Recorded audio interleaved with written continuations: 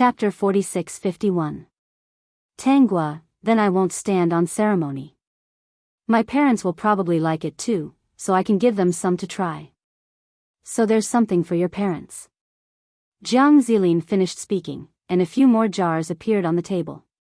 Do you think these are okay? They're all good stuff, but I can't accept your things for no reason. Tangua's face was full of suspicion. You said earlier that we were fated to be married. You're not thinking of using this to make me owe you something and then bind me to you, are you? Jiang Zilin said a little frantically, No, I didn't mean that. If you didn't mention it, I wouldn't have thought of that. Now that he thought about it, he did have that thought. But seeing Tangua's unhappy expression, he said, Jiang Zilin, don't like to force people to do things they don't like. You can rest assured. I'm giving you these because I want to. Alright, I also don't think you're that kind of person. System, does this count as pretending to be innocent after getting a bargain?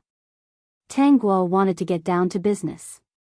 When we reach the celestial realm, can you divine who Yunichen's original body is? It's not easy.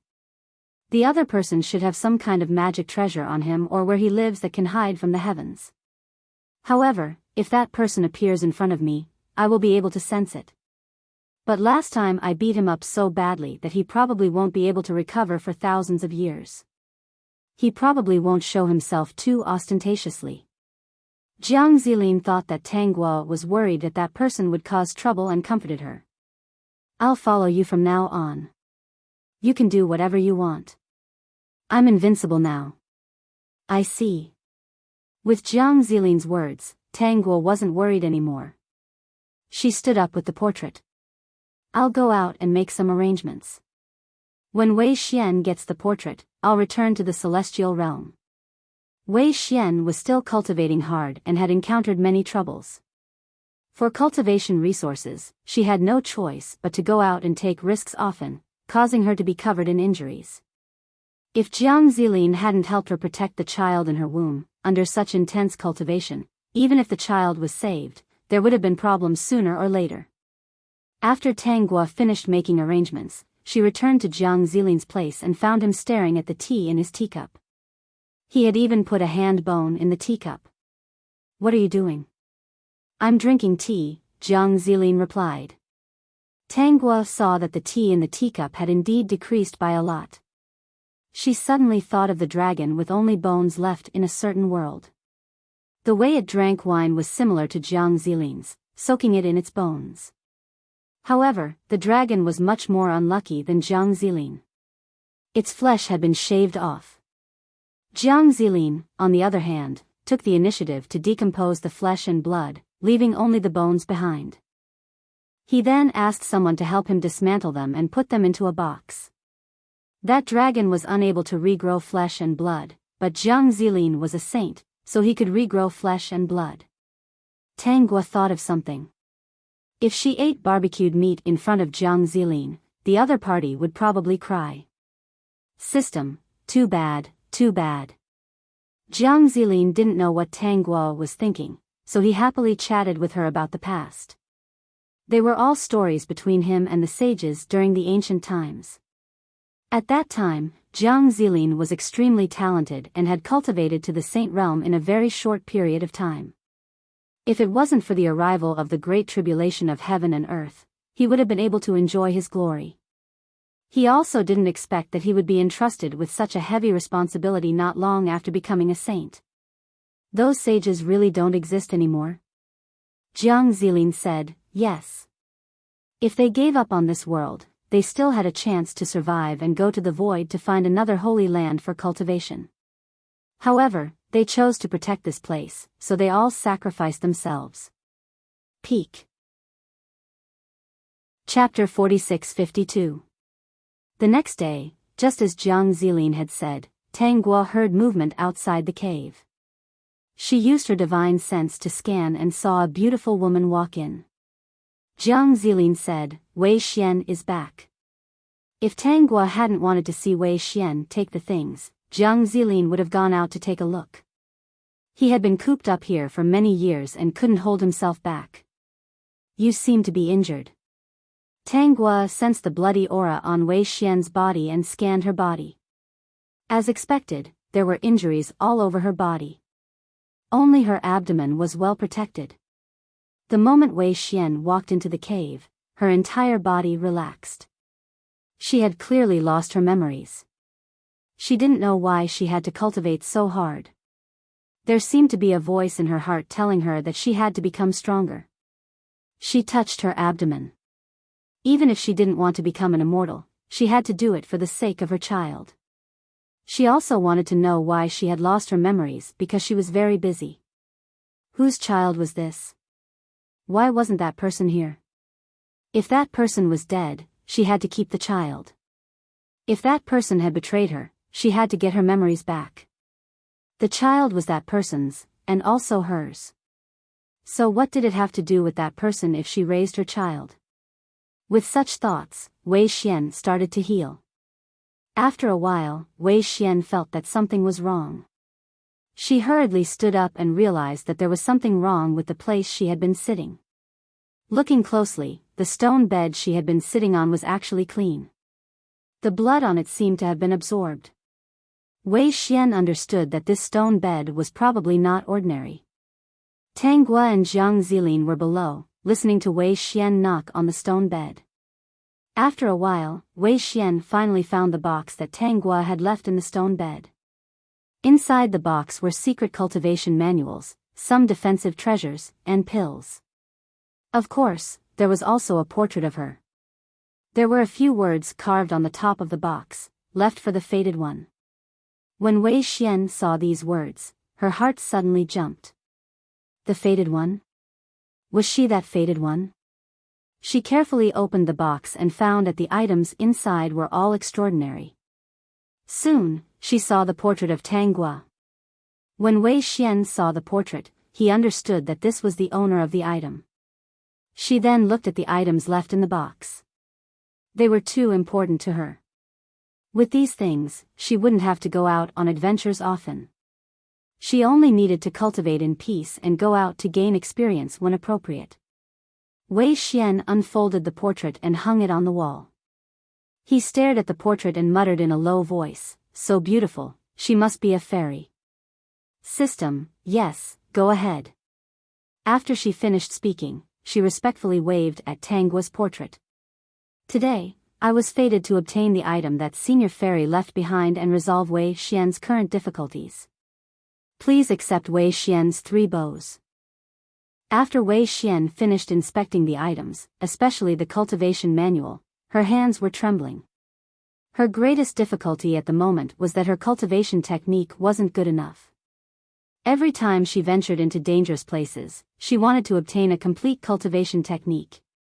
Now that he obtained such a secret manual, Wei Xian already started cultivating. Many days later, Wei Xian opened his eyes. She walked in front of the portrait and knelt down with a plop. Senior Fairy left a cultivation technique for Wei Xian. She can be considered Wei Xian's master now. "Master, please accept a bow from your disciple." Wei Xian was truly grateful. With this cultivation technique, her future cultivation would be smooth even if she didn't have anything else. Tanghua was drinking tea, but when she suddenly heard this, she almost spat it out. Top point. Chapter 46-53. Luckily, the teacup was of good quality and didn't break from her grip. After Wei Xian paid his respects, she felt the bond between them. So, did she have another disciple? Wei Xian had a good temperament and talent. Forget it, it was nothing. Jiang Zilin's exposed hand was calculating something.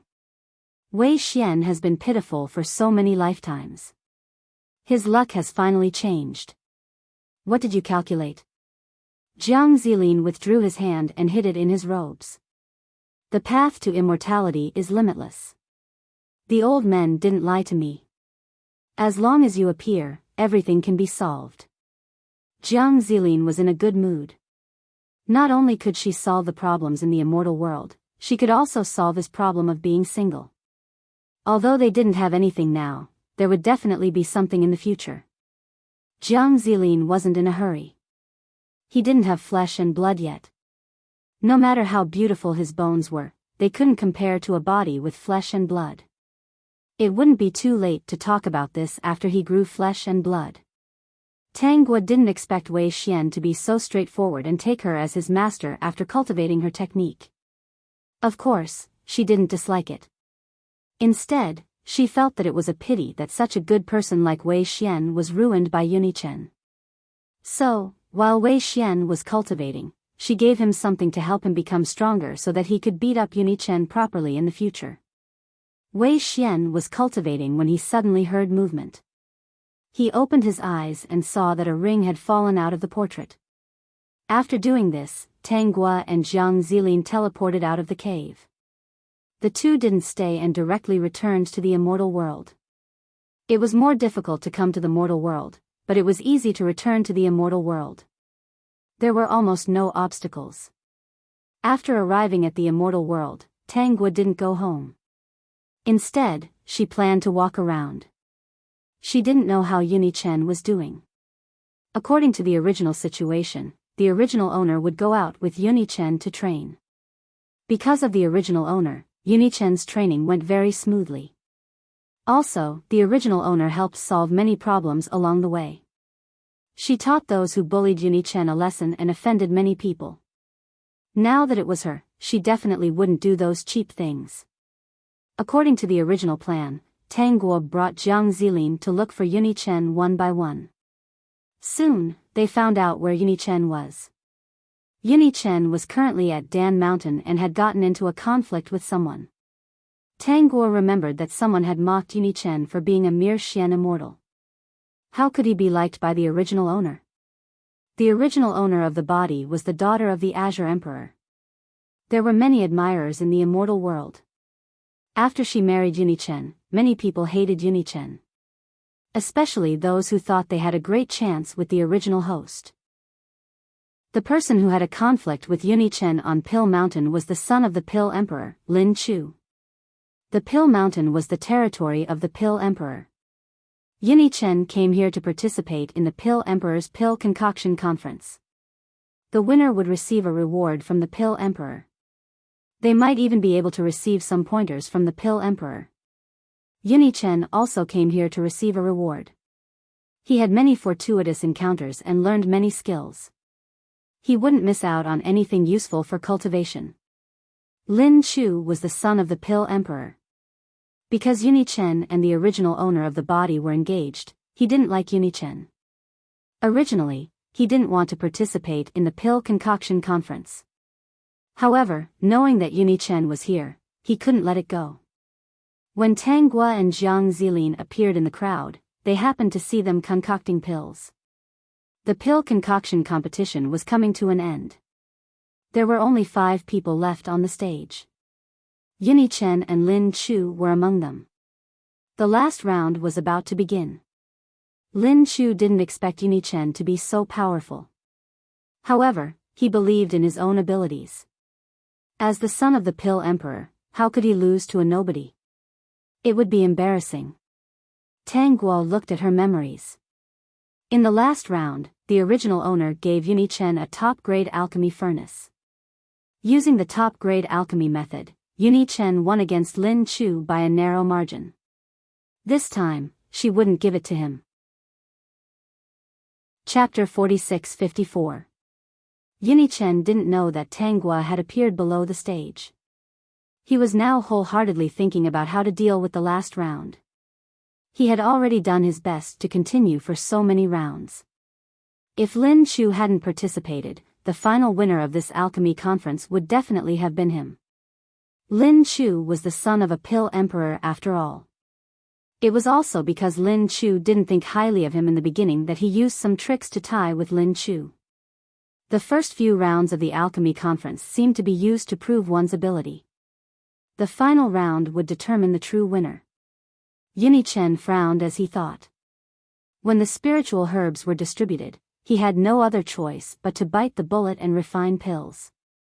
Anyone with a discerning eye could see that in the last round, Lin Chu was better than Yunichen. Of course, Yunichen wasn't that bad either. He was just slightly inferior. This Yunichen's ability is indeed not small. Jiang Zilin's voice sounded in Tangua's ear. If he had a top-grade alchemy cauldron in his hands, it's hard to say who would win. Tangua, but he doesn't have one. When Jiang Zilin heard Tangua's words, he felt that she was implying something, but he couldn't guess why. Tangua continued, according to the original plan, would have come out with him to gain experience. At that time, I would have given him the top-grade alchemy cauldron that my father gave me. Then, he would have won. Now, I won't give it to him. Naturally, he can't have it. Was a top-grade alchemy cauldron something that could be casually given to others? This Yunichen was just a cruel and unscrupulous person. He didn't remember anyone's good deeds. He was a typical ungrateful and selfish person. Jiang Zilin could hear the anger in Tangua's voice. He had never comforted anyone before and didn't know how to arrange things. However, he still said, "Don't be angry. He will definitely lose today. Let me tell you something else. Yunichen's borrowed luck is dissipating." Tangua was a little surprised. Borrowed luck? He borrowed Wei Xian's and yours. If I'm not wrong, it should be Yunichen himself who did this. It's very easy for an almighty from the world of immortals to scheme against a few juniors. Tangua suddenly understood that Wei Xian's appearance and her encounter with Yunichen might have been part of someone's plan. Now that she thought about it, it seemed to be true. Ever since Yunichen and Wei Xian got married, everything had been smooth sailing. Yunichen improved very quickly. Wei Xian's innate talent wasn't bad, but his cultivation speed wasn't as fast as Yunichen's. After Yunichen left and Wei Xian revived, his cultivation speed seemed to have increased again. Yunichen's life in the immortal world was very bumpy. If he didn't have someone to help him, he might not even be able to survive in the immortal world. Ever since he met the original owner of the body, everything had been smooth sailing. It was as if he had cheated. The original owner's innate talent was also very good, but after Yunichen appeared, her cultivation speed slowed down. However, many people thought that the higher the cultivation level, the harder it was to cultivate. They didn't think that there was anything wrong with the original owner's cultivation speed. The immortal emperors of the immortal world can't tell that the mastermind is scheming against the luck, because this is considered an open conspiracy, Jiang Zilin said. This open conspiracy is that if one didn't know about Yunichen's background, no one would think of it. Dao partners can borrow each other's luck. It's just not a lot, but a little bit is enough for the weaker party to benefit. Tangua said, "I'm really getting more and more curious about who's scheming against us." Apex. Chapter 46-55. As long as I can see that person, I will be able to recognize him, Jiang Zilin said. Soon, their gazes landed on the stage. Lin Chu and Yunichen were both moving. It looked like the two of them were going to open their cauldrons at the same time. Yunichen's appearance today had already shocked many people.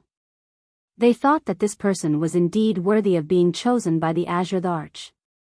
He could even let his daughter get engaged to him. Lin Chu was full of confidence.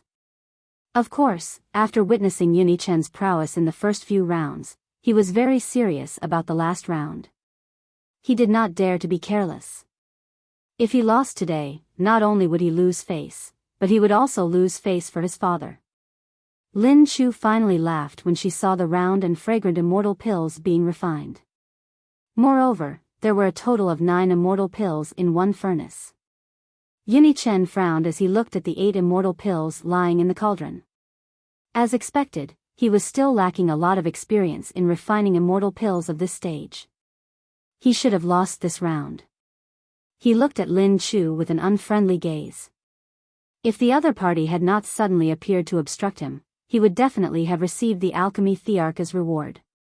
Those 2 items were still very useful to him. When the crowd announced Lin Chu's victory, Lin Chu finally heaved a sigh of relief. At this point in the competition, it was no longer his personal problem. Now that he had finally won, he suddenly calmed down. He was the son of an alchemy thearch. Why should he be calculative with a mere mystic immortal? Take the Azure Thearch's daughter for example. The Azure Thearch doted on his daughter so much. If Tanggua did not agree, it would not be his turn. Lin Chu patted his head in annoyance. Tanggua did not have any feelings for him. It was already good enough that she did not beat him up. He did have a good impression of her, but it was not to the extent of doing something so impulsive. Congratulations, Brother Lin. Lin Chu, who was immersed in his thoughts, was awakened by a familiar voice. He casually put away the immortal pills in front of him and jumped off the stage, landing right in front of that person. What's there to congratulate about? He's just a tiny little mysterious immortal. How strange, why would I get angry with him? Lin Chu muttered in a low voice, there's nothing to congratulate me on. Let's go. It's boring. If Dad finds out that I'm here to cause trouble, he'll definitely scold me to death. It was really strange. Why was he so easily angered today? Fortunately, Yunichen's ability was still slightly inferior to his. Otherwise, he really didn't know what the consequences would be. Jiang Zilin asked, who is that person? Lin Chu, Dan Di's son. Jiang Zilin nodded his head. I was wondering why the aura on his body was so familiar, so he is the descendant of the Pill Saint. That person's providence was almost stolen. Jiang Zilin's words shocked Tanggua. It was like this world was different from the world she had lived in before. It could easily take away someone's luck. Tanggua recalled the memories she had seen before. After Yunichen defeated Lin Chu was indeed unable to recover from the setback. It seemed like his cultivation hadn't improved for many years. This was because Yunichen, a tiny little mysterious immortal, had actually defeated the dignified Dan Di's son. He had become the laughingstock of the immortal world. And because the original owner had taken advantage of the situation at the crucial moment, she had given Yunichen a top-grade pill furnace, which could be considered as offending the Dan Di. Thinking about it this way, Yunichen's every step was as if he had stepped on someone else's body. Thinking about it carefully, it was really scary. Tanggua. While Tanggua was still deep in thought, Lin Chu had already discovered her presence. He shouted loudly as he ran in front of Tanggua, "You're here too?" Peek. Chapter 46-56. That's right. Tanggua returned to her senses and smiled at Lin Chu. Lin Chu wasn't an arrogant and despotic second-generation immortal. He was just impulsive. She also noticed that there was another person beside Lin Chu. She had never seen this person before and didn't know who he was. Lin Chu chuckled and turned to look at Yunichen. Are you here to watch him compete? You can say that. Tanggua saw that Yunichen had also noticed her and was walking towards her. Her smile faded a little. You almost lost. Nonsense. I was careless. I didn't think that a mere mystic immortal would have such great ability. Lin Chu didn't admit that he would lose. If I wasn't careless, he wouldn't have been so impressive in the beginning. His words were the truth. This time, he had learned his lesson. He definitely wouldn't dare to do such a thing again. His father was right. There was always someone better than you. He was usually too self-righteous. Actually, Lin Chu was still very puzzled about something. He remembered that Tanggua had a top-notch pill furnace. It was the kind that even his father coveted. Since Tanggua was here today, why didn't she lend it to Yunichen? Didn't they say that Tanggua was infatuated with Yunichen, that pretty boy? She wanted to praise him to the heavens. Why didn't she help him? Was it just for fun? Or, did she have a change of heart? Wasn't this change of heart too fast? Lin Chu secretly glanced at the cloaked person standing beside Tanggua. He even wore a mask and covered his face tightly. He narrowed his eyes. What kind of pretty boy was he? How could he hide his head and show his tail? He didn't even dare to show his face. Xiaogua. Yunichen walked to Tanggua's side and called out lightly. Tanggua's appearance made his mood a little better. She was probably here to look for him. She might be training with him in the future. Brother Ichen. Tangguo greeted Jiang Zilin as usual. Instantly, she felt a slight change in Jiang Zilin's aura. However, it was only for a moment before Jiang Zilin withdrew all of his aura. Yunichen also noticed Jiang Zilin's attire and felt that this person was very strange. However, when he looked around, there was no one else around. He remembered that Tangguo would usually have someone accompanying her when she went out. Emperor Qing had even arranged 2 people to protect him. Therefore, he guessed that this person who did not show his face must be an expert arranged by Emperor Qing. Everyone in the immortal world knew how much the Azure the Arch doted on his daughter. Brother Ichen, you seem to have improved a lot. Father was right. You have to go out and gain experience to improve quickly. Tangguo praised him first. Yunichen was used to Tangguo's praise, so he didn't feel much. Instead, he asked, "Are you also out to gain experience?" "No, I'm out to play." Tangguo hurriedly said, "Brother Ichen, you don't have to worry that I will disturb you. Father has already told me about the importance of this. I was just passing by this time and heard that you were here, so I came to take a look. I definitely didn't mean to disturb your training." Yunichen had a bad feeling in his heart. Indeed, he heard Tangguo say, "Brother Ichen, don't worry about your training. I won't disturb you. Father said that with your talent, if you train and cultivate more, your cultivation will improve very quickly. In order for you to reach the immortal monarch realm as soon as possible, I know that I can't disturb you. Let her train with Yunichen? Forget it. Her luck was so good. There must be treasures everywhere. Yunichen's soup would be enough for him to eat." Peak. Chapter 46-57. Her answer was perfect. "It's not that I don't want to be with you, but I can't disturb you." Yunichen did have the idea of having Tangguo train with him. In fact, he realized that ever since he was with Tangguo, his luck had become much better. In the mystic realm that they went to previously, Tangguo could find many treasures wherever she went.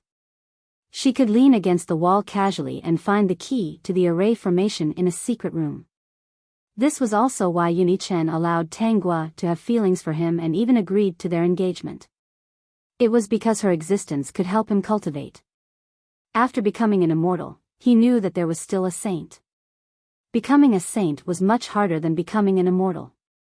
Especially since the legacy of becoming a saint had been lost and there were no saints now.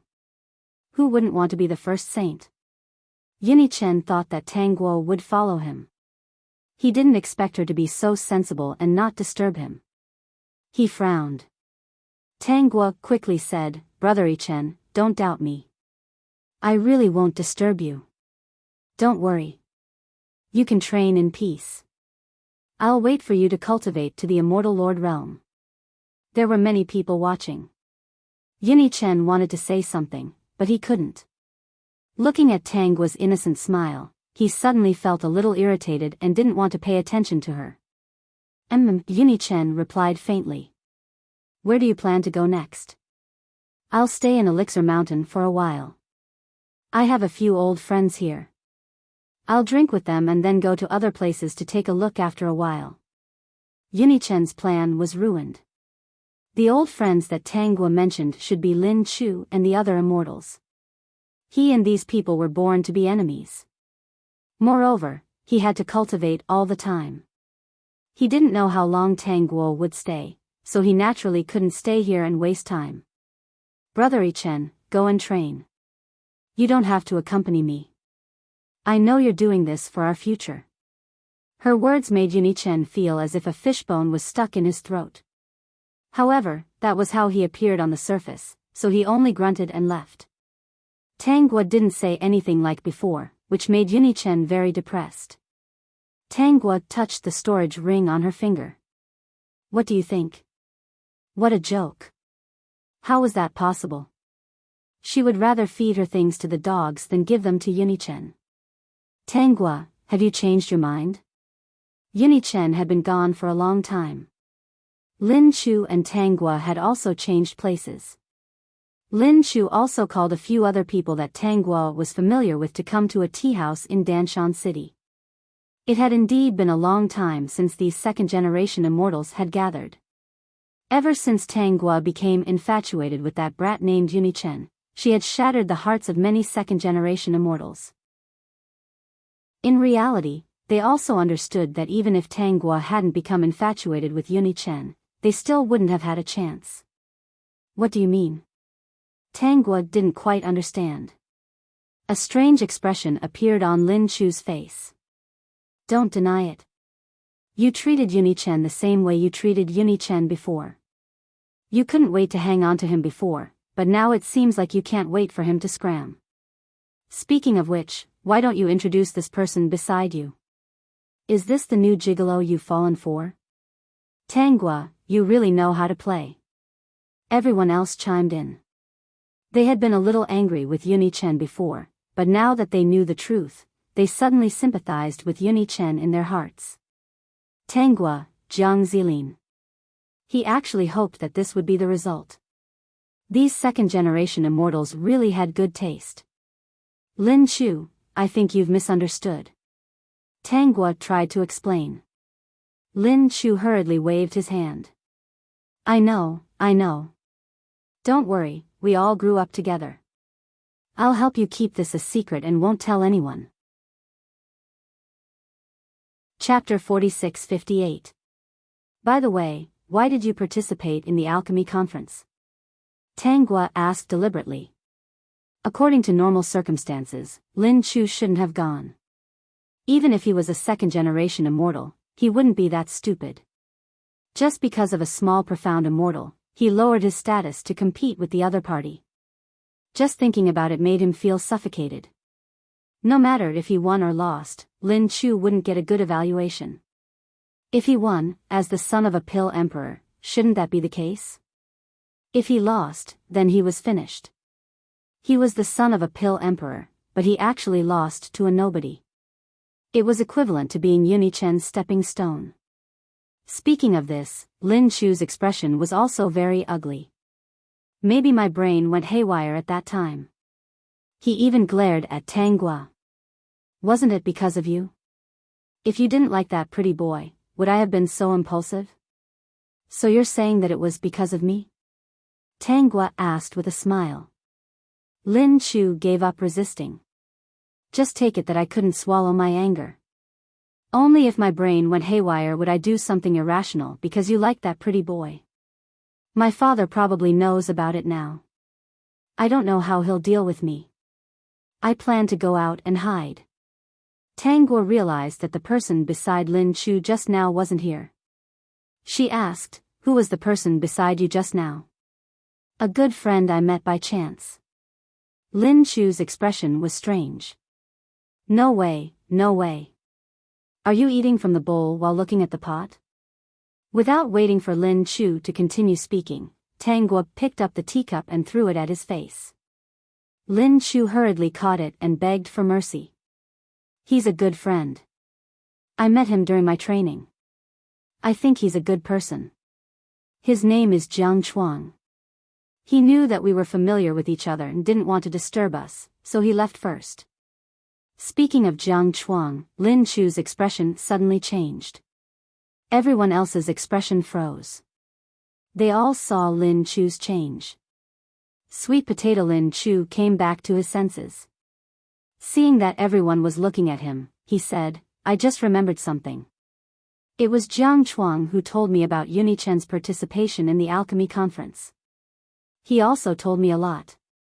Yuni Chen, a mere Xian immortal, was able to gain the favor of Emperor Qing's daughter.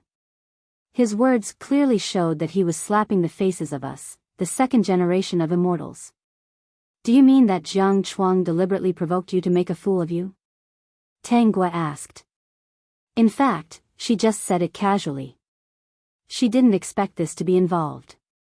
She and Jiang Zilin looked at each other. Could it be that Jiang Chuang was also arranged by that person? If that was the case, wasn't he trying to sow discord between the immortal emperors of the immortal world? Lin Chu's face darkened. Now that I think about it carefully, that's most likely the case. If I was alone or with you guys, I definitely wouldn't have done it so impulsively. We all know the importance of this kind of thing. In this kind of meaningless competition, only people of our status would be at a disadvantage. If we won, it wouldn't be glorious. It would even make people think that we're bullying others. Did you find Jiang Chuang's tracks? Tang Guo asked Jiang Zilin, who was beside her. Everyone else's eyes widened. Could it be that they guessed wrong? I found it. Jiang Zilin said. Wait for me. After saying that, Jiang Zilin's figure disappeared in front of everyone's eyes. Just as they were shocked, Jiang Zilin appeared in the same place in a flash. This was done in the blink of an eye. Jiang Zilin placed a half-burnt paper man on the table. Everyone stared at the paper man in confusion. Paper puppet? Tang Guo was surprised. It was different from the paper puppet in her hands. Paper puppets that could reach the level of true immortals were slightly more troublesome to refine.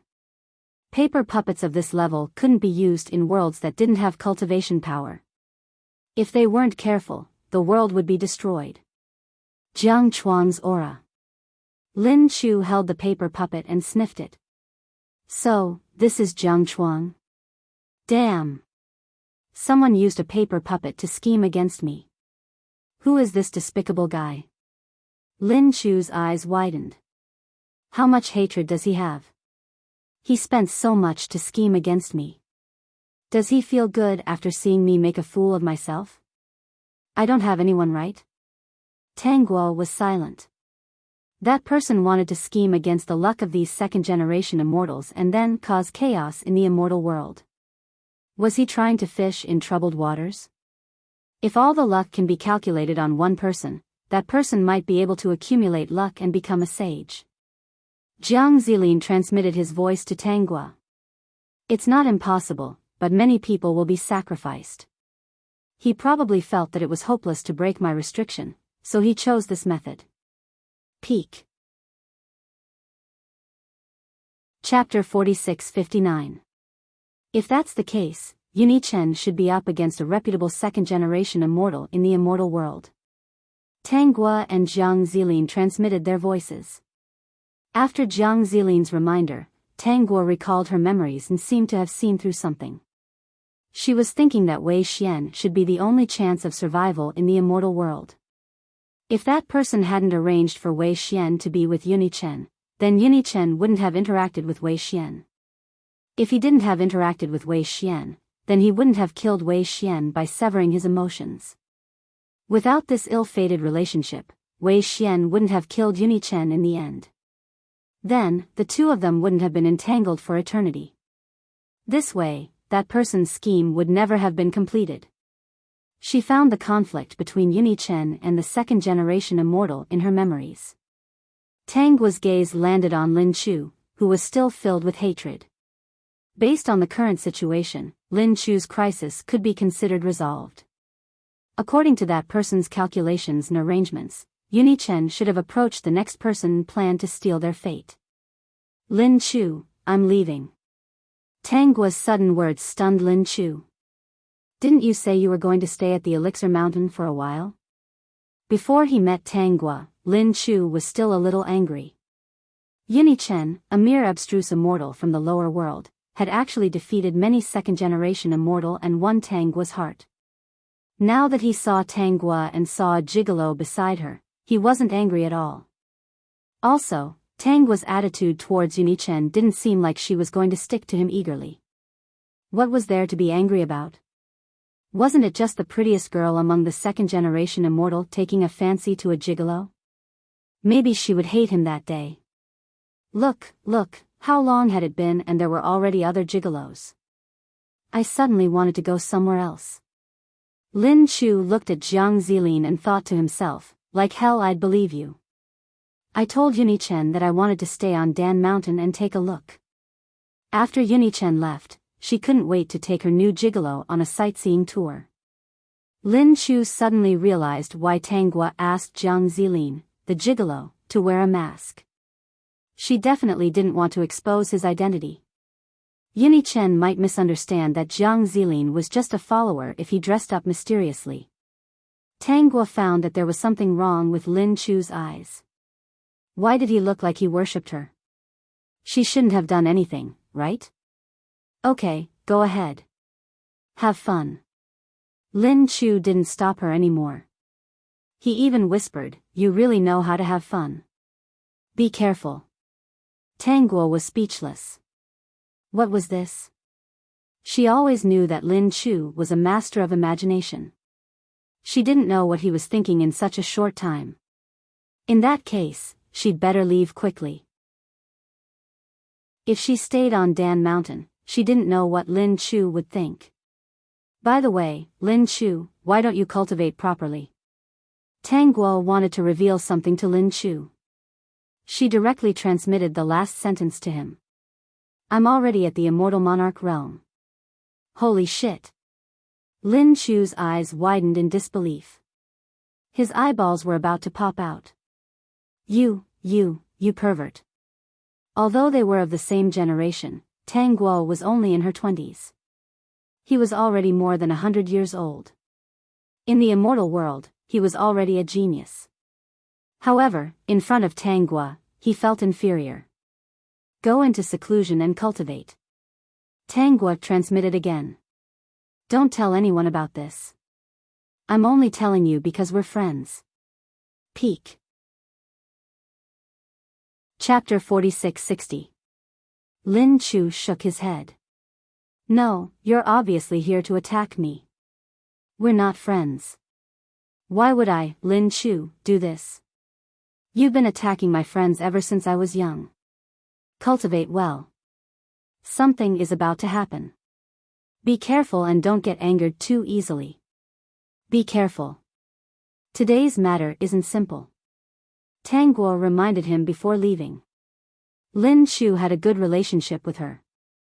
Pill Emperor had a good relationship with her father as well. In fact, the 8 immortal emperors of the immortal world had a good relationship with each other. That was why they were able to maintain peace in the immortal world. In Tang Guo's memories, she found that Chen's appearance had indeed affected the relationship between the 8 immortal emperors. For example, in her memories, the original owner had taken out a top-grade pill furnace to help Chen, causing Lin Chu to lose face. Because he lost to a mere Xian immortal, and because someone beside Lin Chu had bewitched Lin Chu lost his mind. His fate was stolen, and his cultivation couldn't improve for many years. Pill Emperor didn't say anything on the surface. In fact, he was estranged from her father. That Lin Chu was extremely talented in pill refining and was the only son of Pill Emperor. It would be strange if Pill Emperor wasn't angry. Another example was the place she was going to next. It was the Desolate Sea.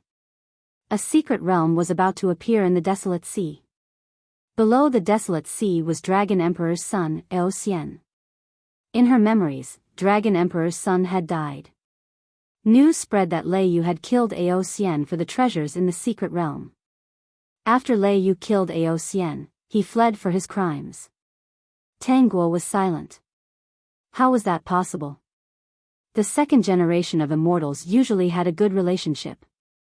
Even if they didn't have a good relationship, they wouldn't plot to kill someone. At most, they would beat him up. What are you thinking about? Let's hurry to the Desolate Sea. A secret realm is about to appear. Tang Guo didn't hide anything. She remembered that she had Jiang Zilin with her. He should be able to help. Eoxian and Lei Yu are in trouble. Let's go take a look. Eoxian, Lei Yu? Jiang Zilin muttered. Dragon Sage and Thunder Sage's descendants? Let's go take a look. Jiang Zilin was still very happy to meet the descendants of the old men as soon as he arrived. He also wanted to take a look at their situation in advance. When the time came, he would set the test according to their actual situation. If they didn't pass, then they wouldn't pass on the inheritance. They would wait until their descendants passed. I'll take you there directly, Jiang Zilin said. Tang Guo didn't refuse. The earlier she went, the better. She didn't want Eoxian to be schemed against, and it would be impossible to save him. She was getting more and more curious about who was behind such a big game of chess. She didn't intend to tell the 8 great immortal emperors about this. Let's not talk about whether they would believe it or not. She wasn't sure who did it. What if that person was one of the 8 great immortal emperors? Then wouldn't she be exposed? She wouldn't be able to find that person. After Jiang Zilin got Tangua's permission, he held her waist and instantly teleported her to the Huanghai Sea. Given Tangua's cultivation base, she could casually use teleportation in the lower planes. However, in the immortal plane, the range of her teleportation would be very small, so small that it would be visible to the naked eye. The Sage Realm is indeed different. We arrived at the Huanghai Sea in an instant. Tangua praised. Jiang Zilin said, with your talent, it's only a matter of time before you become a sage. When you reach the immortal emperor realm, I will pass on the sage realm to you. Tangua smiled and jumped into the sea with Jiang Zilin. They went to find where Ao Xian was cultivating. Ao Xian was different from the rest of the dragon race. He was a weirdo in the dragon race. He didn't like shiny treasures. He only liked to live in such a desolate place. The more desolate it was, the better. Peak. Chapter 46-61. Your friend's preferences are really different. Jiang Zilin had already swept through the entire desolate sea. Naturally, he found a dragon entrenched in the dry rocks under the desolate sea. If he hadn't found the aura of life in it, he would have thought it was a stone dragon. You see him? I see him. He's entrenched in a dry rock. There are all kinds of stones piled up on his body, Jiang Zilin replied. I'll take you there. Tangua didn't object. It was good to be able to teleport there for free. System, huh, is that so? Like hell I'll believe you. This woman is very bad. Jiang Zilin instantly brought Tangua to Ao Xian. What appeared in front of them was a huge dragon covered in stones. This guy likes to sleep in the garbage.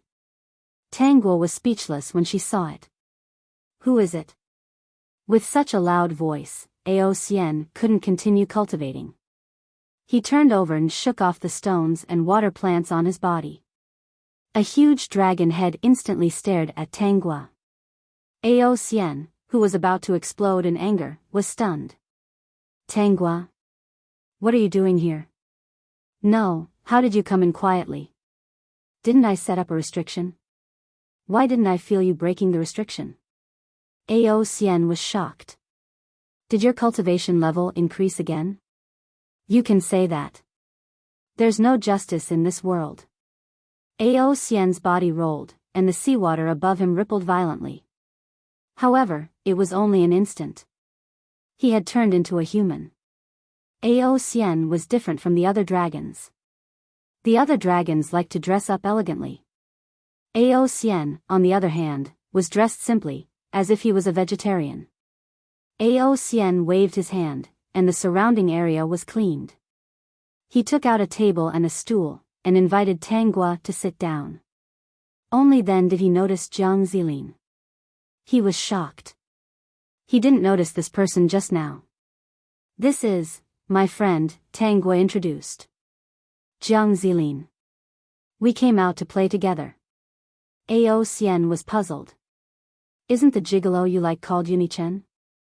I heard that you chase after him every day and bring him along wherever you go. I was just wondering if the person beside you was him. If he is, then those outstanding talents of the immortal world did not lose unjustly. So, why aren't you with Unichen? Aren't you crazy about him? Did he have a change of heart? Tangua. No, she didn't have such a group of imaginative friends. My father said that Brother Ichen needs to grow. If I stay by his side, I'll hinder his growth. So, I won't follow him and let him gain experience on his own. Only when he reaches the immortal monarch realm can he marry me. Ao Xian nodded. That's right. It's not a good thing to be protected by you all day long. That pretty boy is quite lucky. Jiang Zilin didn't feel comfortable hearing that, but he knew that Tanghua couldn't have anything to do with Yunichen. She couldn't wait to kill him, so he felt relieved. Why are you here this time? Ao Xian went straight to the point. Don't tell me you're here to see me. I'm really here to see you.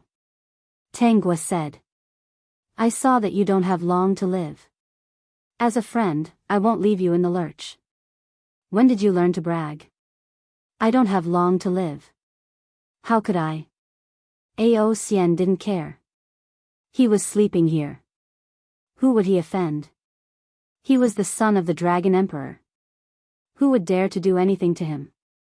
Ao Xian, believe it or not, the desolate sea will become lively. Peak. Chapter 46-62. How is that possible? This place is so desolate, no one would be willing to. Ao Xian wasn't lying. He felt the desolate ocean shake violently. Especially in a certain place, a strong mysterious energy appeared. He swallowed the rest of his words and looked at Tanghua in shock.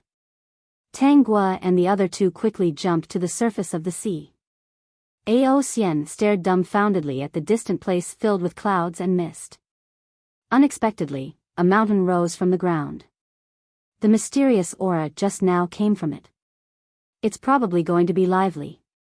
Ao Xian felt the energy inside.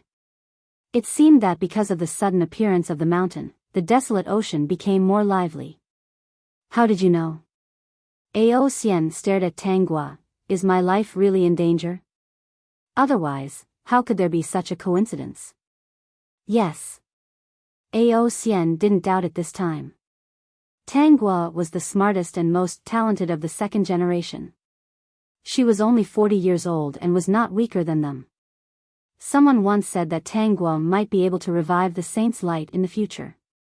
As long as one person became a saint, then the rest would benefit. They might even find the path to becoming a saint. Hence, many people in the celestial world thought highly of Tanghua. Ever since the calamity, no one had become a saint. There were only 8 immortal emperors. Let's go in first. I don't know what treasures there are inside. Let's take advantage of the fact that the others haven't arrived yet. Ao Xian said, let's get some good stuff. Although Ao Xian didn't like shiny things, he still had the characteristics of the dragon race, which was that he wouldn't miss out on good things, even though he was dressed in rags. Tanghua also wanted to take a look. Unexpectedly, Jiang Zilin stopped them. There's no need to go. There's nothing good inside. Tanghua and Ao Xian both looked at Jiang Zilin. Especially Ao Xian. He thought to himself, why are you boasting so shamelessly? But thinking about how he couldn't detect this person before, as long as he didn't see Jiang Zilin with his naked eye, he wouldn't be able to detect him. From this, it could be seen that this was an expert. He was many times stronger than him. Therefore, Ao Xian was very tactful and did not say anything rude. Jiang Zilin, what's inside? Tanghua couldn't get close, so she couldn't see what was inside the mountain. Jiang Zilin said, this is not a mystic realm with good treasures. There are murderous intents everywhere. He glanced at Ao Xian. There are also many murderous intents targeted at the dragon clan. Tanghua's expression turned serious. That's right. That person wanted to scheme against the luck of the second-generation immortal. The array formation inside was targeted at Ao Xian. Ao Xian's death was most likely related to Jiang Zilin. Furthermore, there is a treasure inside, but it should have been specially prepared for someone. Jiang Zilin transmitted his voice. Yunichen. In Tanghua's memory, there were many people who had entered this mystic realm. In the end, less than 10% of them had made it out alive. Can you destroy this place? Tanghua instantly made a decision. If they killed Yunichen just like that, and that person was still hiding behind, it would be considered alerting the enemy. The other party might not appear again for many years. Destroy that place and take out that treasure. Let's see what it is. Ao Xian felt that Tanghua must be joking. That mystic realm was not simple. Even if an immortal emperor came, it would take a lot of effort to destroy it. Unexpectedly, Jiang Zilin said in a relaxed tone, "That's very simple. Do you really want to destroy it?" Destroy it. That person was still recuperating. That person would not suspect anything if the mystic realm was destroyed and robbed. He would not guess that someone had already found out about his conspiracy. "Okay," Jiang Zilin replied. Peak. Chapter 46-63. Ao Xian was shocked. Why didn't he know that there was such a powerful person in the immortal realm? What kind of person was this? He was so perverted. Speaking of which, as expected of someone by Tangua's side, Jiang Zilin didn't do anything. He just flew to the mountain and smashed it with his fist. His actions were very rough. Seeing the mountain being smashed into smithereens, Ao Xian took 2 steps back. The corner of his mouth twitched. Where did this ferocious person come from? If those fists landed on his body, he felt that he would fall apart. Ao Xian was completely convinced that Tanguo was here to save him. When Jiang Zilin smashed the mountain, he also saw the danger inside. If he didn't know and walked in, he might not be able to come out alive. What kind of pervert would make such a harmful thing? Jiang Zilin's actions were very fast. In the time it took to brew a cup of tea, the mountain was razed to the ground. At this moment, a box appeared in his hand. "This is the only treasure inside?" Ao Xian asked. He wasn't interested in this and looked at the box with fear. Could it be a trap? Be careful. Why don't we destroy it? Our lives are more important. Jiang Zilin opened the box. Instantly, a black jade stone appeared in front of the 3 of them. Soul Stone. Tanguo recognized the Soul Stone. Ao Xian naturally recognized it as well. As expected. I knew it wasn't a good treasure. It's actually a soul stone. What was a soul stone? It was used to capture a person's soul. Tanguo seemed to understand. In her memory, Ao Xian was killed and everyone thought that Lei Yu had escaped. No one had found him. If Lei Yu's body was destroyed and his soul was placed in the soul stone, who could find him? "Give it to me," Tanguo said. "I have a use for it." Ao Xian glared. "This thing is not good. No one can escape from a soul capture. I'm not going to abuse it." Ao Xian was relieved. "That's right. You can't do anything bad. It's fine if you take it. This thing can't be destroyed. It's better for you to take it." Jiang Zilin gave the soul stone to Tanguo. He seemed to understand what Tanguo wanted to do with it. If he had flesh, the corners of his lips would have curled up. Tanguo did think of capturing Yunichen's soul in the soul stone. This soul stone could not only capture souls, but also create all kinds of illusions that would cause the souls inside to suffer. Then, the fate of Yunichen and Wei Xian would be resolved. Ao Xian. A thunderous voice came from afar, exploding in their ears like a thunderclap. The person, the voice, arrived. In the blink of an eye, the owner of the voice had already appeared in front of them. "Ao Xian, did you swallow the treasure?" The man grabbed Ao Xian and stared at him. There was a mysterious aura here. Why did it suddenly disappear? "You've been sleeping here every day. Did you swallow the treasures?" Ao Xian said, "No, I didn't." "Yes, you did. Who else in the desolate sea besides you?" Lei Yu didn't believe it. Dragon Peak. Chapter 46-64. Are there really no treasures? Lei Yu came to the place where the mystic realm mountain appeared. In the end, he believed Ao Xian and Tanguo's words. "You said that there's danger everywhere. What's going on?" Ao Xian said, "Maybe it was set up by a pervert from the ancient times. He wants to take our lives." "That's possible." Lei Yu didn't pursue the matter. Instead, his gaze moved between Tanggua and Jiang Zilin. In the end, he said, "Has there been a change?" Tanggua, since the crisis in the desolate sea had been resolved, Tanggua decided to go to the next place. She planned to meet all the second-generation immortals who were on good terms with her. She wanted to remind them a little, so that they wouldn't be tricked by Yunichen and suffer misfortune.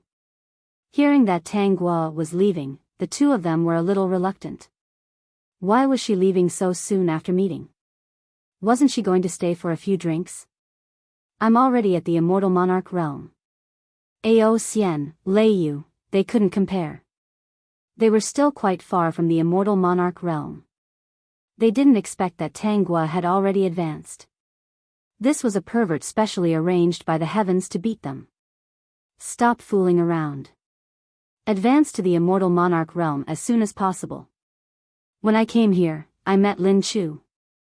He's already planning to go into seclusion. He won't come out until he reaches the Immortal Monarch realm. Ao Xian and Lei Yu's expressions were extremely ugly. Even the one who liked to fool around was so serious. Lin Chu was much weaker than them. If Lin Chu surpassed them, would they still have any face left? "Let's go into seclusion," Ao Xian said. Lei Yu nodded. "I wanted to go out for a stroll. Let's go back and cultivate. If that brat Lin Chu surpasses us, we'll be beaten by my father." The two of them said goodbye to Tanggua and returned home to cultivate. It was safer to cultivate in seclusion at home.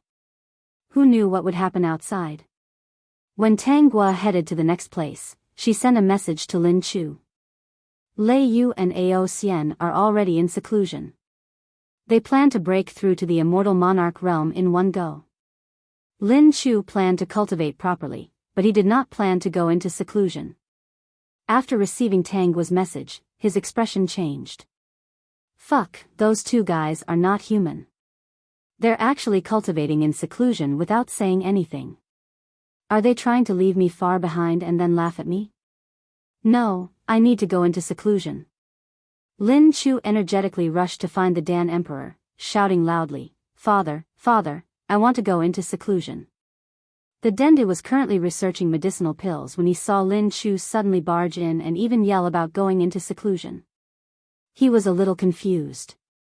"Why do you want to go into seclusion all of a sudden?" Lin Chu did not betray Tanggua, saying that she had cultivated to the Immortal Monarch realm. One of the reasons was that if his father found out, he would definitely be scolded. It wasn't a big deal, so he didn't want to talk about it. Ao Xian and Lei Yu, those two brats, secretly went into seclusion. How despicable. Pill Emperor suddenly understood. Then go into seclusion. Can you go into seclusion? I thought you couldn't calm down. I can. Lin Chu said fiercely.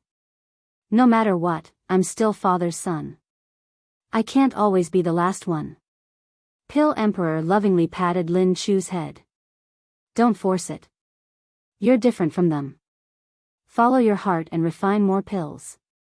Father, I know. Lin Chu was touched. His father was still the best. Then I'll go into seclusion. Okay. Pill Emperor thought for a while, then sent a message to Dragon Emperor and Lightning Emperor.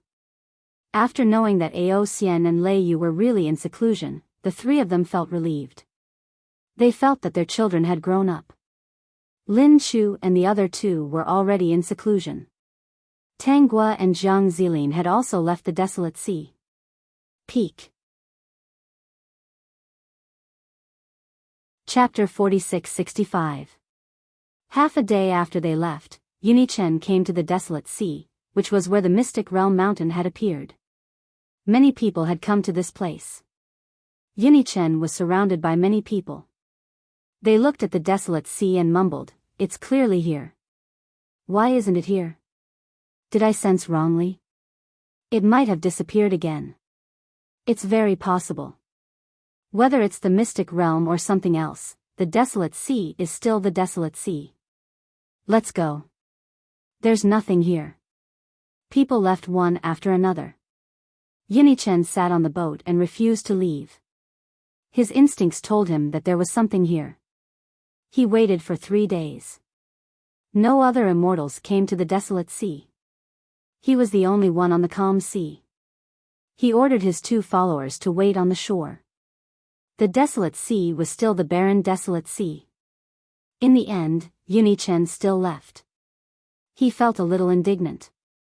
It was as if he had lost something that was destined to be his. This feeling made him very uncomfortable, but he couldn't do anything about it. Where are we going next? Jiang Zilin already knew that Tang Guo was sabotaging that person's plan. There were 2 reasons why they couldn't kill Yuni-chen. First, they couldn't alert the enemy. Second, they had to do with the chains of eternal fate. Once Yuni-chen died, this world would fold and start all over again. Wei Xian was just a puny immortal. How could a curse like this affect so many people and even be effective? It was most likely that Wei Xian had some fortuitous encounter and obtained something. It might even be related to ancient rules and mystic arts. These things, whether it was Tang Guo or Jiang Zilin, they had no way to calculate. Let's find Shui Yang. Tang Guo replied. Yuni-chen was quite good at flirting with women. Shui Yang would encounter an accident this time. Yuni-chen would accidentally save her. Although Tang Guo and Yuni-chen were engaged, Emperor Qing had his own considerations and did not really announce it to the immortal world. Everyone only knew about it through the grapevine. This was because the Lotus Arch didn't want to push Yuni-chen to the celestial world in case something unexpected happened in the future. In his opinion, only when Yuni-chen had reached the high immortal realm would he be qualified to appear before others and talk about marrying his daughter. As a result, many people had heard of Yuni-chen but did not know what he looked like. Shui Yang was secretly in love with Yuni-chen because he accidentally saved her. Even after she found out about the relationship between Yuni-chen and the original owner, she didn't want to let go. The original owner had the original owner's pride, Shui Yang had Shui Yang's pride. Since then, the 2 of them didn't have a good relationship and often fought. The original owner's luck was too strong, and Shui Yang's luck was stolen by Yuni-chen, so she was suppressed very badly. After losing to the original owner, she was attacked on the way home and died. Because of this, the Water Emperor and her father became enemies. The peace of the celestial world was slowly destroyed. During the original owner and Yuni-chen's training, they were plotted against by the Water Emperor many times. The Water Emperor was clear that Yuni-chen was the real problem. Each time he dealt with Yuni-chen, he tried to kill him. Towards the original owner, he had always held back and didn't kill her. This wasn't an outcome that Tang Guo was willing to see. Because of Yuni-chen, she had to lose such a friend and ally. That was not worth it. Everyone had their own reasons for that matter. There was nothing much to say. She just had to stop this from happening from the source. Peak. Chapter 46-66. If she saved Shui Yang in advance, their relationship could be improved to the next level. Tang Guo sent a message to Shui Yang, intending to ask where she was. At this time, Shui Yang shouldn't be in danger. As expected, not long after, Shui Yang sent a message back, Jinzhou, there's something I need here.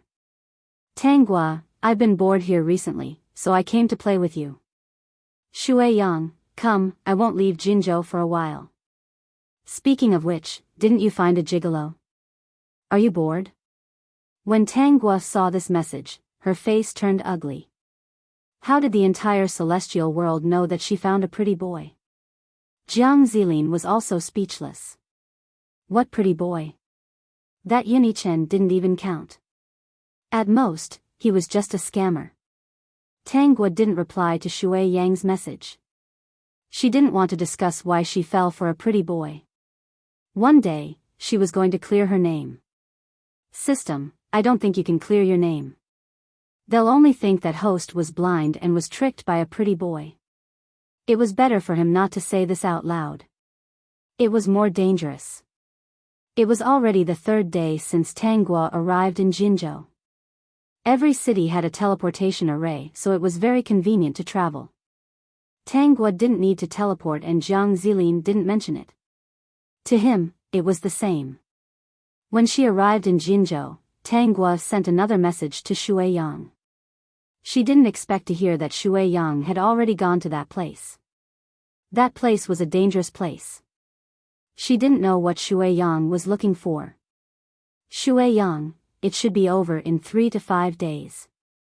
Wait for me outside. This place is more dangerous. Tanggua still went in with Jiang Zilin. This place was indeed dangerous. Every flower, grass, insect, and bird could be in danger.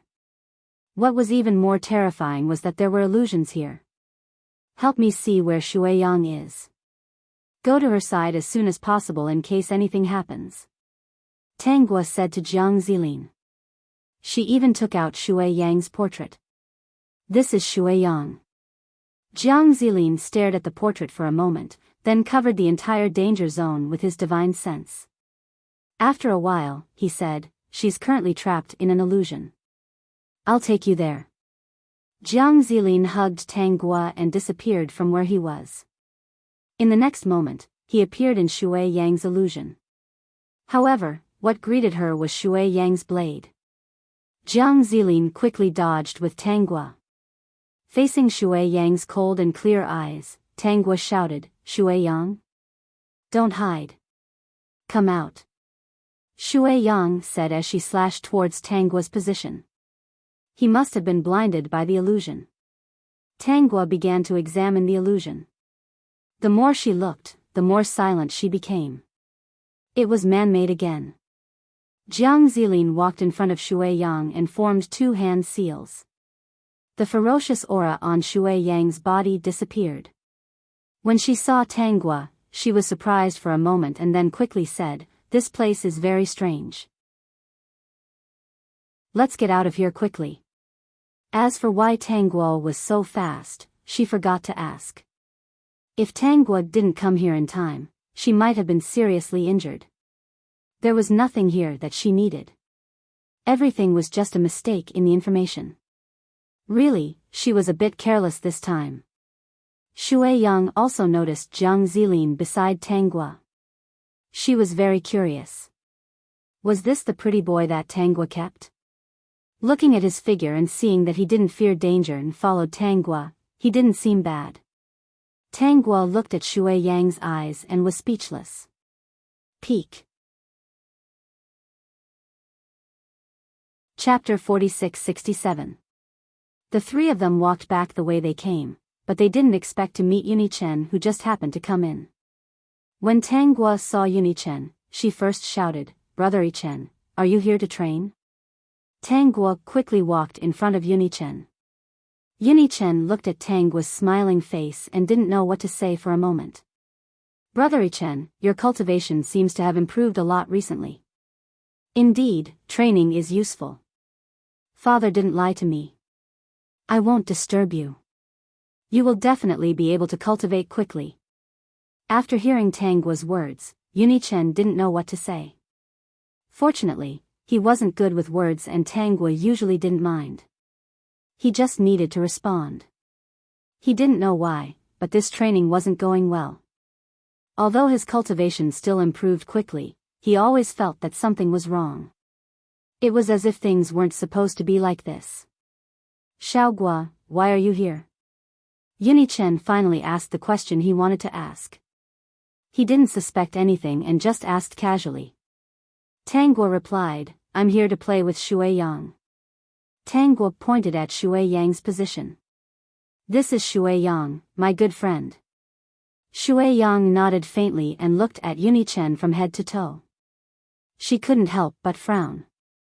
Was this the gigolo that Tanggua kept? Why was he so much worse than the one standing beside her? No. A phrase suddenly appeared in Shui Yang's mind, two-timing. She pursed her lips and smiled. So it was like this. He really knew how to play. Openly two-timing. It seemed that Yuni-chen didn't know Jiang Zilin, but Jiang Zilin knew Yuni-chen. Amazing. He could still stay by Tanggua's side with peace of mind even after knowing. This method was really amazing. Tanghua felt the change in Shui Yang's eyes. She didn't feel good. Miss Shui. Yunichen greeted. Shui Yang replied faintly. Shui Yang's cold and aloof attitude, especially her playful gaze, made him feel uncomfortable.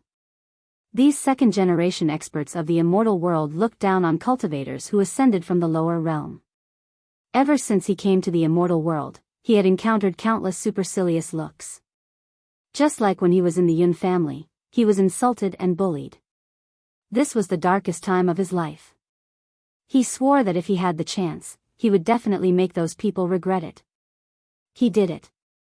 As for the people of the immortal realm who looked down on him, there would come a day when it was too late for regrets and they would look up to him, Yunichen. Yunichen's mind was filled with thoughts, but his expression was calm. Brother Ichen, you can continue with your training. I won't disturb you and delay your cultivation. Tanghua glanced at the dangerous area behind her and kindly reminded, there are some dangers inside, you must be careful. She saw that Yunichen didn't bring the two people with him. He must have asked them to wait somewhere. Yunichen was like this. When he went to do something, he still didn't like people from the family Tang to follow him. The main reason was that he didn't want those two people to know that he had obtained treasures. To put it bluntly, he was afraid that the good things would be coveted by the family Tang. Heh, what a petty person. The family Tang was controlled by Emperor Qing. How could he lack something? No matter how precious it was, Emperor Qing wouldn't snatch something from someone who might become his son-in-law. Tanghua smiled as she watched Yunichen walk into the danger zone. If she guessed correctly, Yunichen didn't go to the exploration zone after saving Shui Yang. This time, he had missed Shui Yang. He would definitely go to the exploration zone. He wouldn't die, but he would most likely lose a lot. It was good to suffer a little. Peak. Chapter 46-68. Tanghua, you're amazing. Both of them are so obedient. Tanghua hit Shui Yang. What nonsense are you thinking? AI, who doesn't know that you've taken a fancy to a pretty boy and even brought him home? I thought there was only one. I didn't expect you to take a fancy to two and even want them both. That Jiang Zilin doesn't object to you hooking up with other pretty boys. Amazing, I admire you. How did you do it? Teach me. Tanghua changed the topic. Did you know that Lin Chu, Ao Xian, and Lei Yu are in closed-door cultivation? The three of them? Shui Yang's expression became serious. Why are they suddenly in closed-door cultivation? They're preparing to break through to the immortal monarch realm. They're planning to secretly surprise everyone. If I didn't pass by and bump into them, I wouldn't know about this. System, the host's lying skills are getting better and better. Jiang Zilin was already used to Tanghua tricking these immortal second generations. These people are really sinister. They're secretly in closed-door cultivation. It's obvious that they want to leave us far behind when they appear again. Shui Yang said fiercely, I have to inform Ling Qin about this. Tanghua, let's go into closed-door cultivation too. Your talent is so good, you'll definitely be able to reach the immortal monarch realm easily. They'll be envious to death. Tanghua said embarrassedly, I'm already at the immortal monarch realm. Shui Yang. This news is really bad. Ah, annoying. So you're the one. Shui Yang was furious, you woman, you actually hit it so deeply. I just accidentally broke through. You know that my talent is good and I can cultivate very quickly. I didn't hide it on purpose. Otherwise, why would I tell you the truth? Wuyo said. Shui Yang thought about it and agreed. Tanghua's talent was good to begin with. It wasn't strange for her to cultivate to the immortal monarch realm. Once I inform Ling Qin, we'll go into closed-door cultivation together. Don't let those guys surpass us. Ling Qin, Emperor Han's sister, had a very good relationship with Shui Yang. They could be considered friends who would die for each other. In the original plot, the original owner and Shui Yang parted on bad terms. Han Di and Ling Qin stood on the Water Di's side and turned against Qing Di. In the original plot, Ling Qin planned to kill Yunichen and injured Yunichen several times. Unfortunately, she was unable to kill Yunichen. Now that Shui Yang was fine, and she had asked Ling Qin to go into seclusion with her, there was no more conflict between her and Yunichen. Shui Yang was going into seclusion while Tanghua had already decided to meet the last person, the Buddha Thearka's successor, Ming Xiu. How did Ming Xiu get into a conflict with Yunichen? That was because Ming Xiu had discovered that Yunichen had killed a lot of people. He was also entangled in karma. He could also tell that Yunichen's remnant soul was incomplete. If he persisted, it wouldn't be good for him or the celestial world. It might even bring about a disaster. Furthermore, Ming Xiu had pointed out that Yunichen's remnant soul was merely being restrained by someone. He hoped that Yunichen could break free from his original body and transcend as soon as possible. This was the Buddha Thearka's successor. He had a different kind of talent. Even if the heavens were hiding something, he still managed to discover some clues. Yunichen naturally didn't believe it, but Yunichen's original body did. Ming Xiu's actions weren't hidden from others. His persuasion of Yunichen was quickly discovered by the people behind the scenes. Thus, a genius Buddha, the arch of a generation, was killed by someone. I didn't expect that there would be such a talented successor among the Buddhists. Jiang Zilin shook his head after hearing Tanggua's words. He was taught to be a little rigid. That's why he got into trouble. He's still young after all. Why? Do you plan to teach him? Tanghua could tell what Jiang Zilin was thinking. Peak. Chapter 46-69. Other than being a little stubborn, Ming Xiu is not bad. His talent and comprehension are indeed strong. It's both good and bad to be able to see through some things under the cover of heaven's secrets. Where is he? Jiang Zilin asked. It was obvious that he was more interested in Ming Xiu. I don't know. I'll send him a message. He'll reply when he sees it. It was good to be a second-generation immortal. She had the contact information of all the second-generation immortals, so it was convenient for her to send messages. The person who had schemed against her had been seriously injured by Jiang Zilin. According to Jiang Zilin, it would be very difficult for him to recover. Everything had been arranged by him in advance, so he was most likely very assured. She wondered if he would break down when he appeared and found out what had happened outside. After parting ways with Tanghua, Yunichen, who had gone to the danger zone, had already fallen into the illusion that Shui Yang had experienced before. He was killing people inside. Yunichen was a little delirious. Although he had thought that the people who had suddenly appeared would not appear again, they were too realistic. Everyone from the Yun family had appeared in front of him. This time, his eyes were bloodshot. He had thought that it would be over after killing everyone from the Yun family. He had never expected Wei Xian's figure to appear in front of him again. Yunichen looked and was indeed stunned. Facing the gentle Wei Xian, Yunichen's killing intent had lessened. When he felt pain on his body, he instantly became clear-headed. Seeing Wei Xian's cold gaze, he laughed loudly. How can you be her? Break. She wouldn't do this to me, Yunichen said with a laugh. He was very confident as he shattered Wei Xian in front of him with his sword. The illusion was broken, and the surroundings returned to normal. Yunichen's body was bright red. He was heavily injured. He staggered as he ran and hurriedly found a safe place to heal. Wei Xian's figure suddenly appeared in his mind. In the end, he muttered, how can it be Wei Xian? Even if it's Wei Xian, so what? If he could kill Wei Xian once, he could kill Wei Xian a second time. A mere Wei Xian could not shake his Dao heart. Tanghua did not know what had happened to Yunichen. Even if she knew, she would scold him and say that he deserved it. Ming Xiu hadn't replied to her letter yet. She didn't know where Ming Xiu was, so she could only take Jiang Zilin to wander around. This could also be considered as letting Jiang Zilin understand the current scale of the immortal world.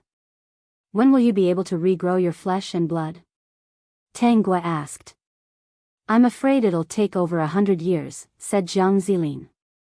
It was not easy to regrow the flesh of a saint. In fact, it was possible for it to grow out suddenly, but such a body would not be able to support his strength. Sooner or later, it would collapse. Unless it was necessary, Jiang Zilin would not do such a meaningless thing. 100 years? It's not bad. In the original plot, Yunichen and Wei Xian would meet again about 300 years later. Now that she had helped Wei Xian's cultivation path should be slightly smoother. Even if it wasn't smooth, at least he could preserve his life and raise his cultivation much faster. Then, he should be able to come to the immortal world earlier. Go. In the wilderness, a handsome bald monk released an injured bird. Then, he walked out of the barren mountain. Wherever he passed, a ripple appeared. The barren mountain behind him also disappeared instantly because of the ripple. When the bald monk was about to fly away, he exclaimed and took out a message talisman.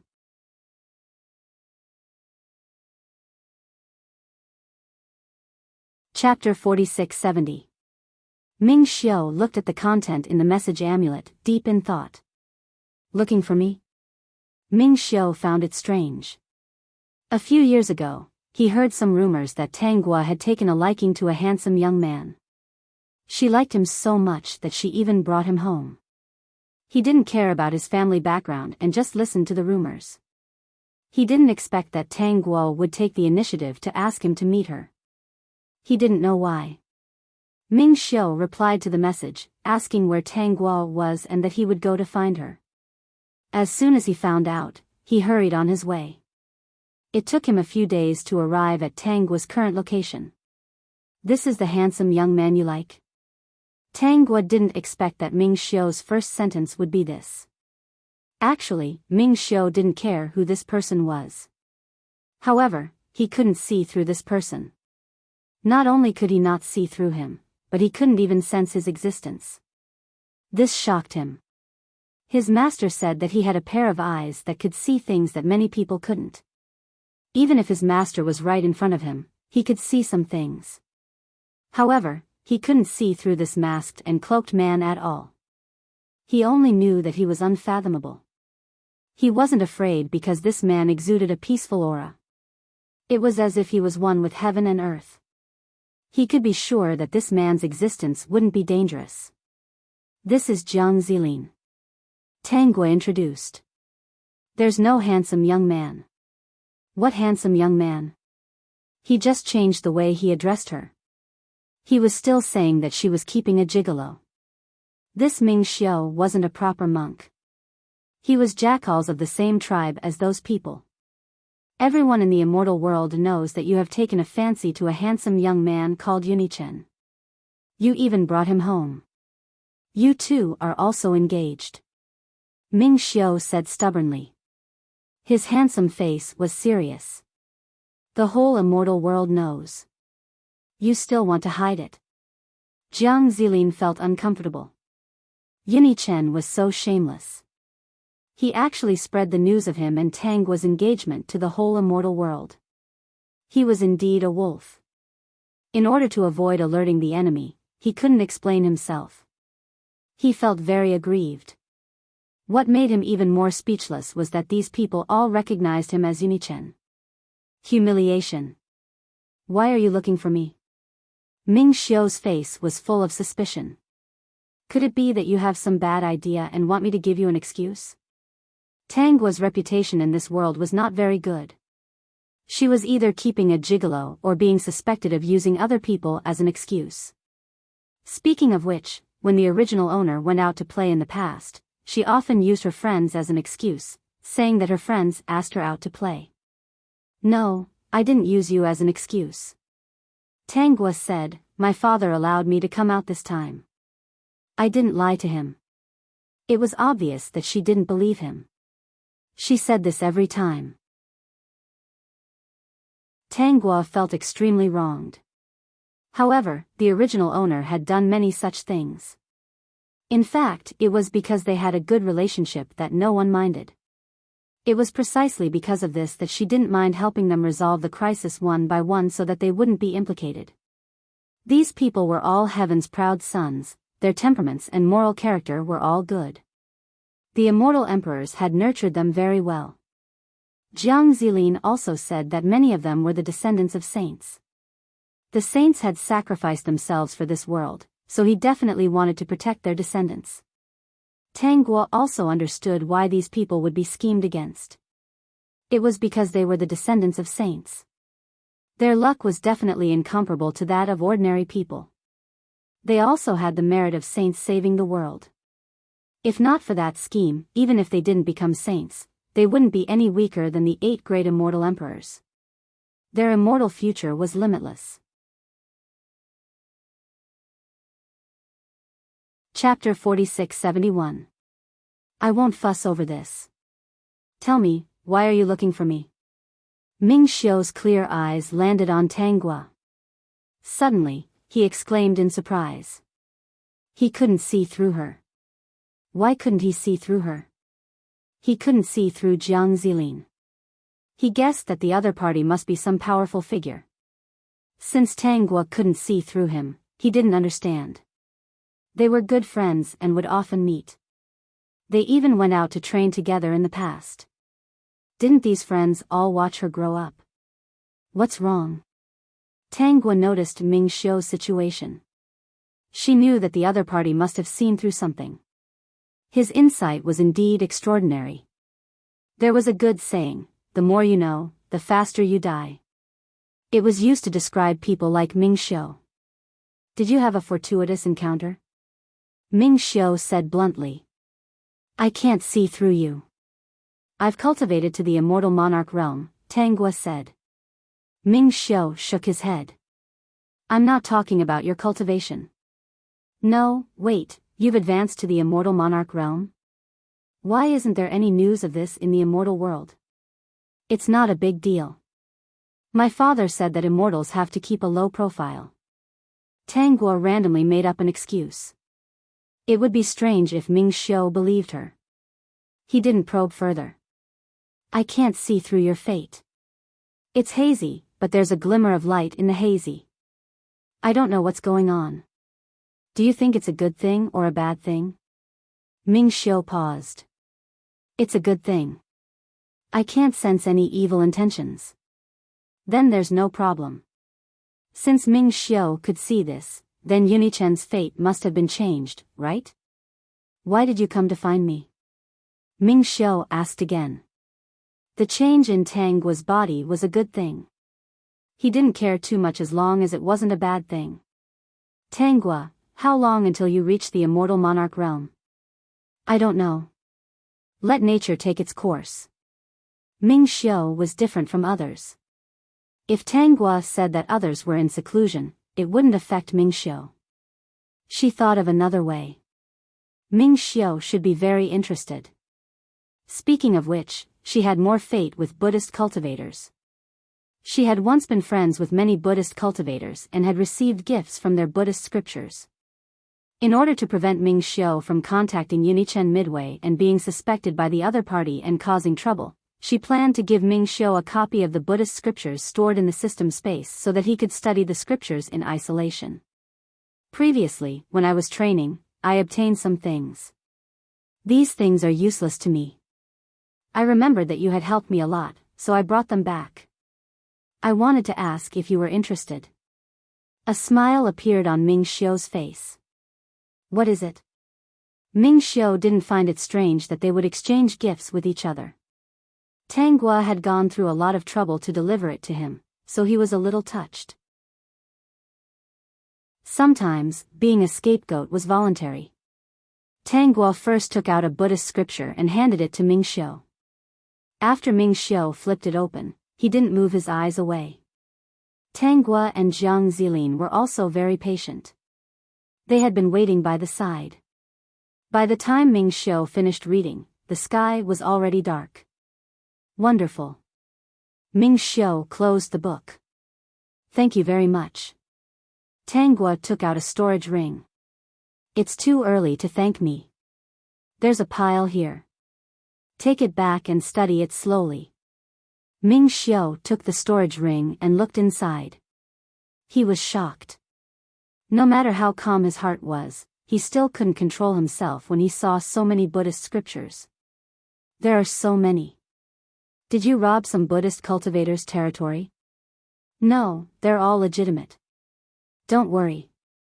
Ming Xiao said seriously, I can't refuse these things. Ming Xiao will remember this. We're all friends. Why are you saying that? Tangua said, I think you can't keep me here. I have to go too. The two sides said goodbye. Tangua thought for a while. She had nothing to do for the time being, so she took Jiang Zilin to wander around. Because Jiang Zilin said that he wanted to choose a place to place the inheritance of becoming a saint in the future, Tangua took him around. The Peak. Chapter 46-72. Have you chosen a good place? After spending a full 10 years, Tangua took Jiang Zilin to almost tour the entire immortal world. The places that they didn't go were not suitable for the inheritance. Places that were too dangerous were not in line with Jiang Zilin's original intention. Why don't we go to the Desolate Sea? Jiang Zilin said, I plan to go to the Desolate Sea to create a mystic realm for the inheritance in the future. The mortal world can't be moved for the time being. I'm afraid that it will arouse the suspicion of the person behind this. The experts of the immortal world usually didn't show up, so Tangua couldn't ask them one by one and guess which expert was behind this. For now, they could only wait. Then you make the inheritance. I'll go cultivate. We'll talk about it after I break through to the immortal emperor realm. The immortal monarch realm is too dangerous. Thus, the two of them went to the Desolate Sea. Before going, Tangua met Yunichen again. At this time, Yunichen had already cultivated to the true immortal realm. It had to be said that he was really fast. However, without Tangua's help, Yunichen was still lagging behind the plot. The time between the true immortal realm and the Zenith Heaven Golden Immortal Realm could be decades or centuries.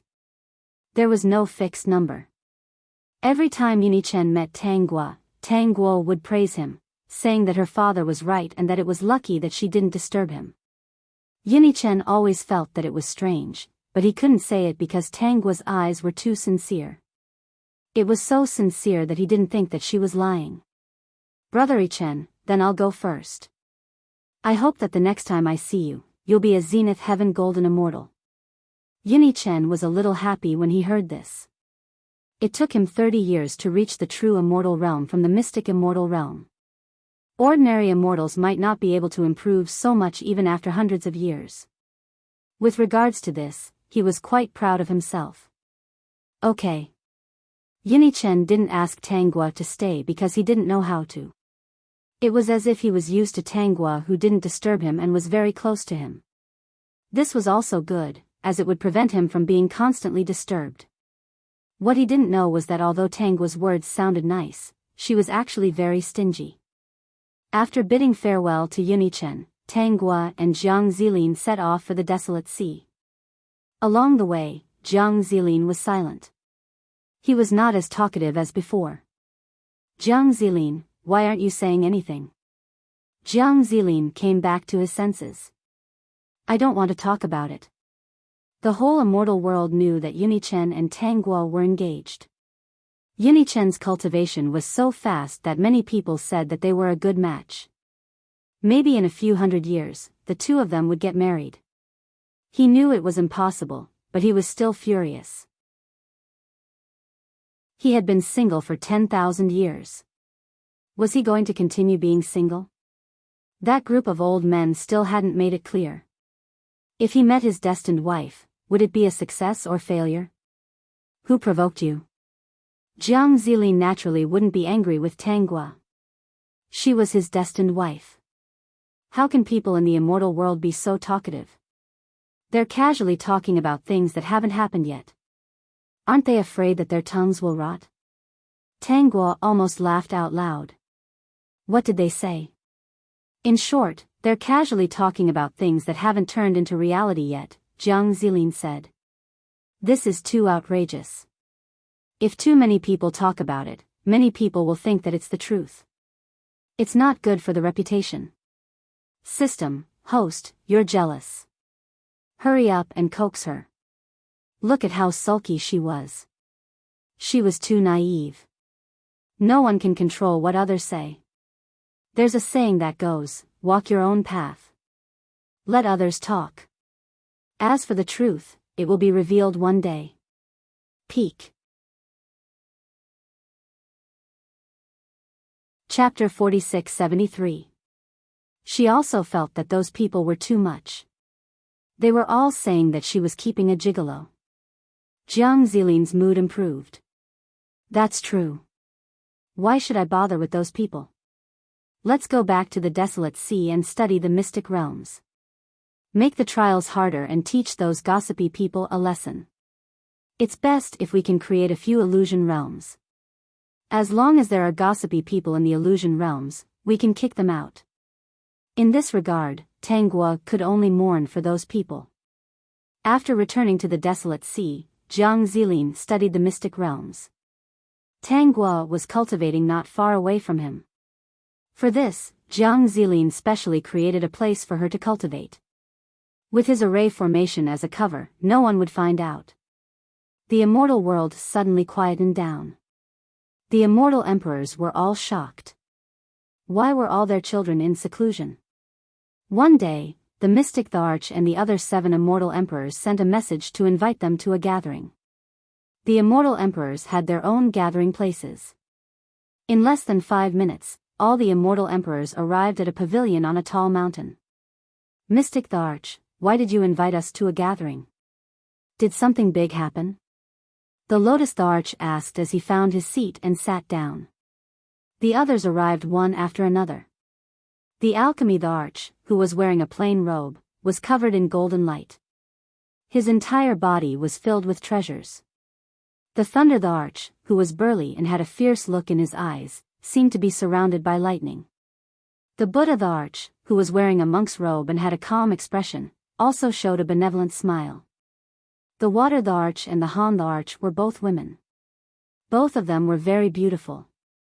The Water Tharch looked very gentle, while the Han Tharch looked colder. As for the Mystic Tharch, he had black hair and a blue robe. He was very mysterious and was best at array formations.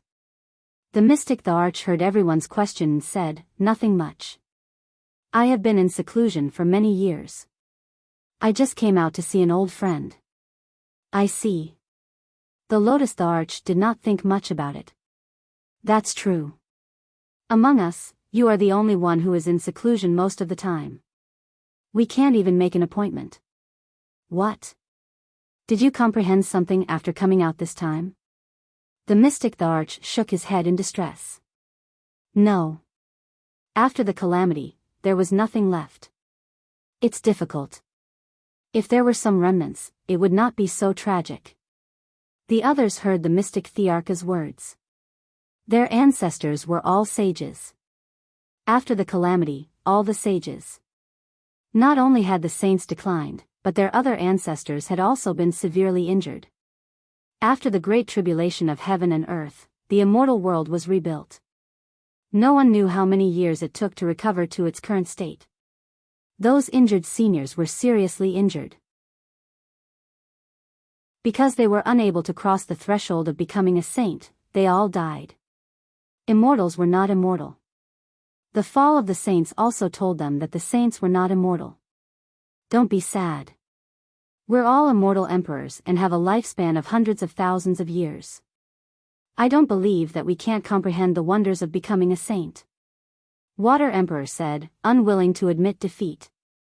As long as one of us becomes a saint, the immortal world will be lucky.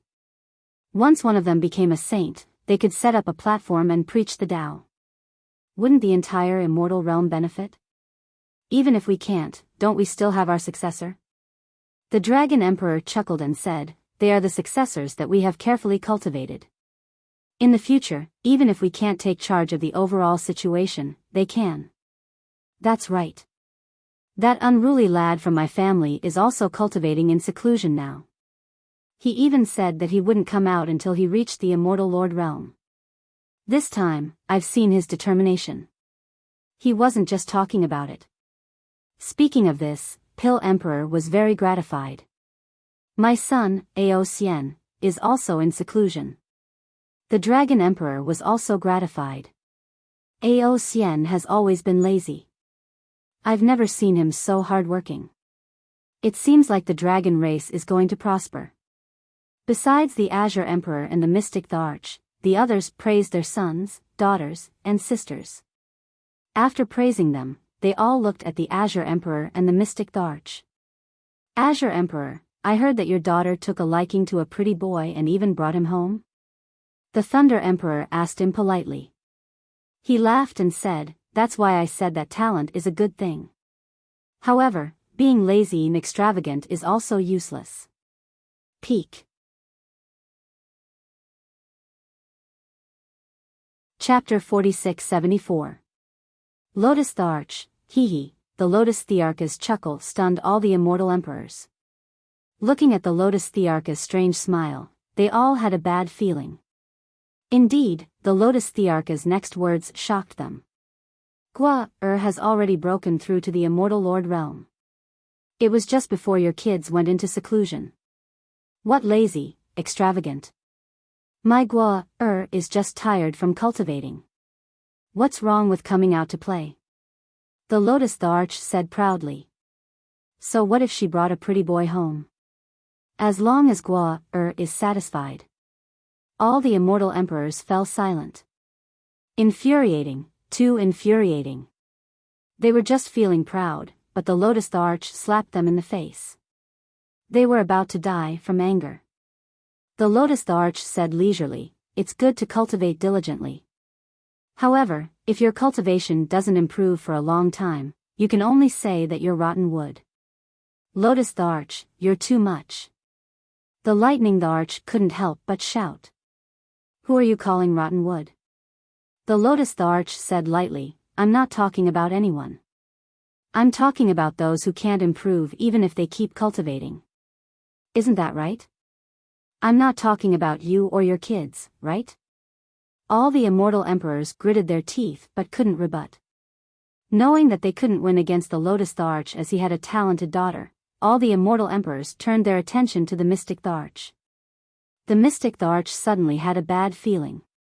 However, he still smiled and looked at everyone. Everyone, why are you looking at me? Aren't we talking about the kids and girls in seclusion? Old Xian. The Dragon Tharch sat beside the Mystic Tharch and placed one hand on his shoulder. He laughed and said, I heard that you were looking for a successor many years ago. A few hundred years have passed. Have you found a successor yet? Well, not yet. The Mystic Tharch heaved a sigh of relief. It depends on fate. Let's look for one soon. If we can't find one in the immortal world, we'll look for one in the next world. The Alchemy Tharch said, otherwise, when our kids and girls have all reached the immortal Lord realm and your successor hasn't appeared, it won't be a problem of falling behind. The Mystic Tharch said seriously, you're right. It's time to find a successor. Otherwise, I don't know who to pass my legacy to. That's right. The Thunder Emperor said with satisfaction, then I hope you find a satisfactory successor soon. You have to hurry, or you won't be able to make it. The Mystic Tharch was indignant as he said, the successor that I have chosen is naturally a prodigy. He will definitely be able to catch up. The immortal emperors gathered for a day and then dispersed. Before they left, they heard from the Mystic Tharch that he was going out for a stroll. His purpose was to find the person who could inherit his legacy. The immortal emperors didn't really care about this matter. Just as the Mystic Tharch said, it wasn't that easy to find a suitable successor. 20 years later, all the immortal emperors received news from the Mystic Tharch that he had found a suitable successor and had brought him back to nurture. All the immortal emperors sent their blessings one after another. They were all very curious as to what kind of successor the Mystic Tharch had found. However, after the Mystic Tharch found his successor, he he told the other immortal emperors that he was going to go into seclusion to comprehend and would not interfere with external affairs for the time being. As for who his successor was, none of the immortal emperors knew, so they didn't ask. Since they were all in the immortal world, they would find out sooner or later. The immortal world returned to its peaceful state. Time passed quickly, and in the blink of an eye, 80 years had passed. Jiang Zilin, I'm going to break through.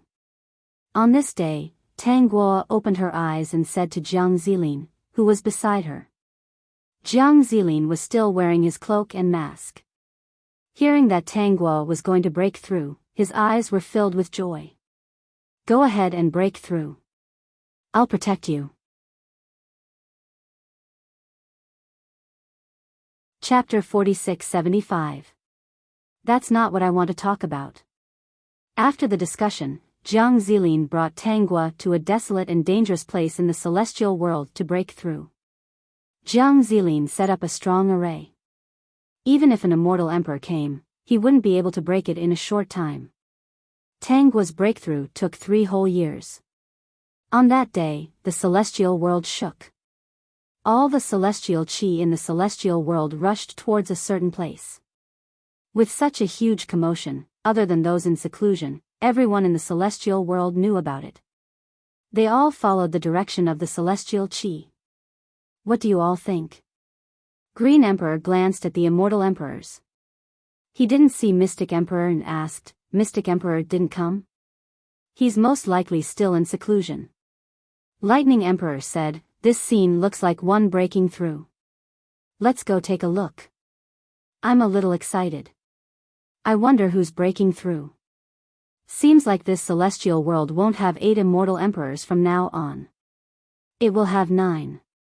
Pill Emperor said happily, let's go. We'll go take a look.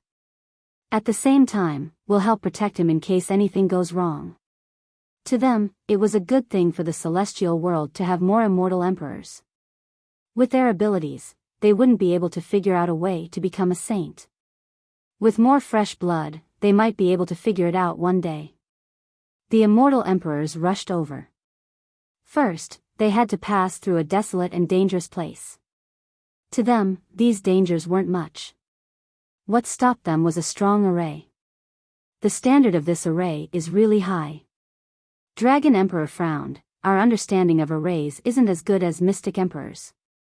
If Mystic Emperor is here, we can still comprehend it. Is the person breaking through inside also an array expert? We might have to wait for him to come out before we know. Green Emperor said, let's wait here and see who he is. Water Emperor was curious, I've never heard of an immortal lord being so proficient in arrays. Has this person always been here? I don't know about that. The Buddha the Arch had a smile on his face. His countenance was kind, and his entire body was peaceful. He looked up into the clear sky and saw that a rainbow had actually appeared. However, this person's appearance should be a great kindness. The immortal emperors were really curious. They all waited outside nervously. The others from the immortal world were already outside the danger zone. Many of them hesitated for a moment before walking in. The immortal qi was still pouring into Tang Guo's body. This situation lasted for 3 days before it slowly stopped. At this moment, many people had already rushed to the side of the immortal emperors.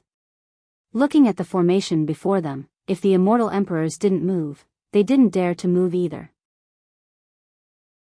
Just now, they heard from a few immortal emperors that someone was about to advance to the immortal emperor stage. In the current immortal world, advancing to the immortal emperor realm was a huge matter.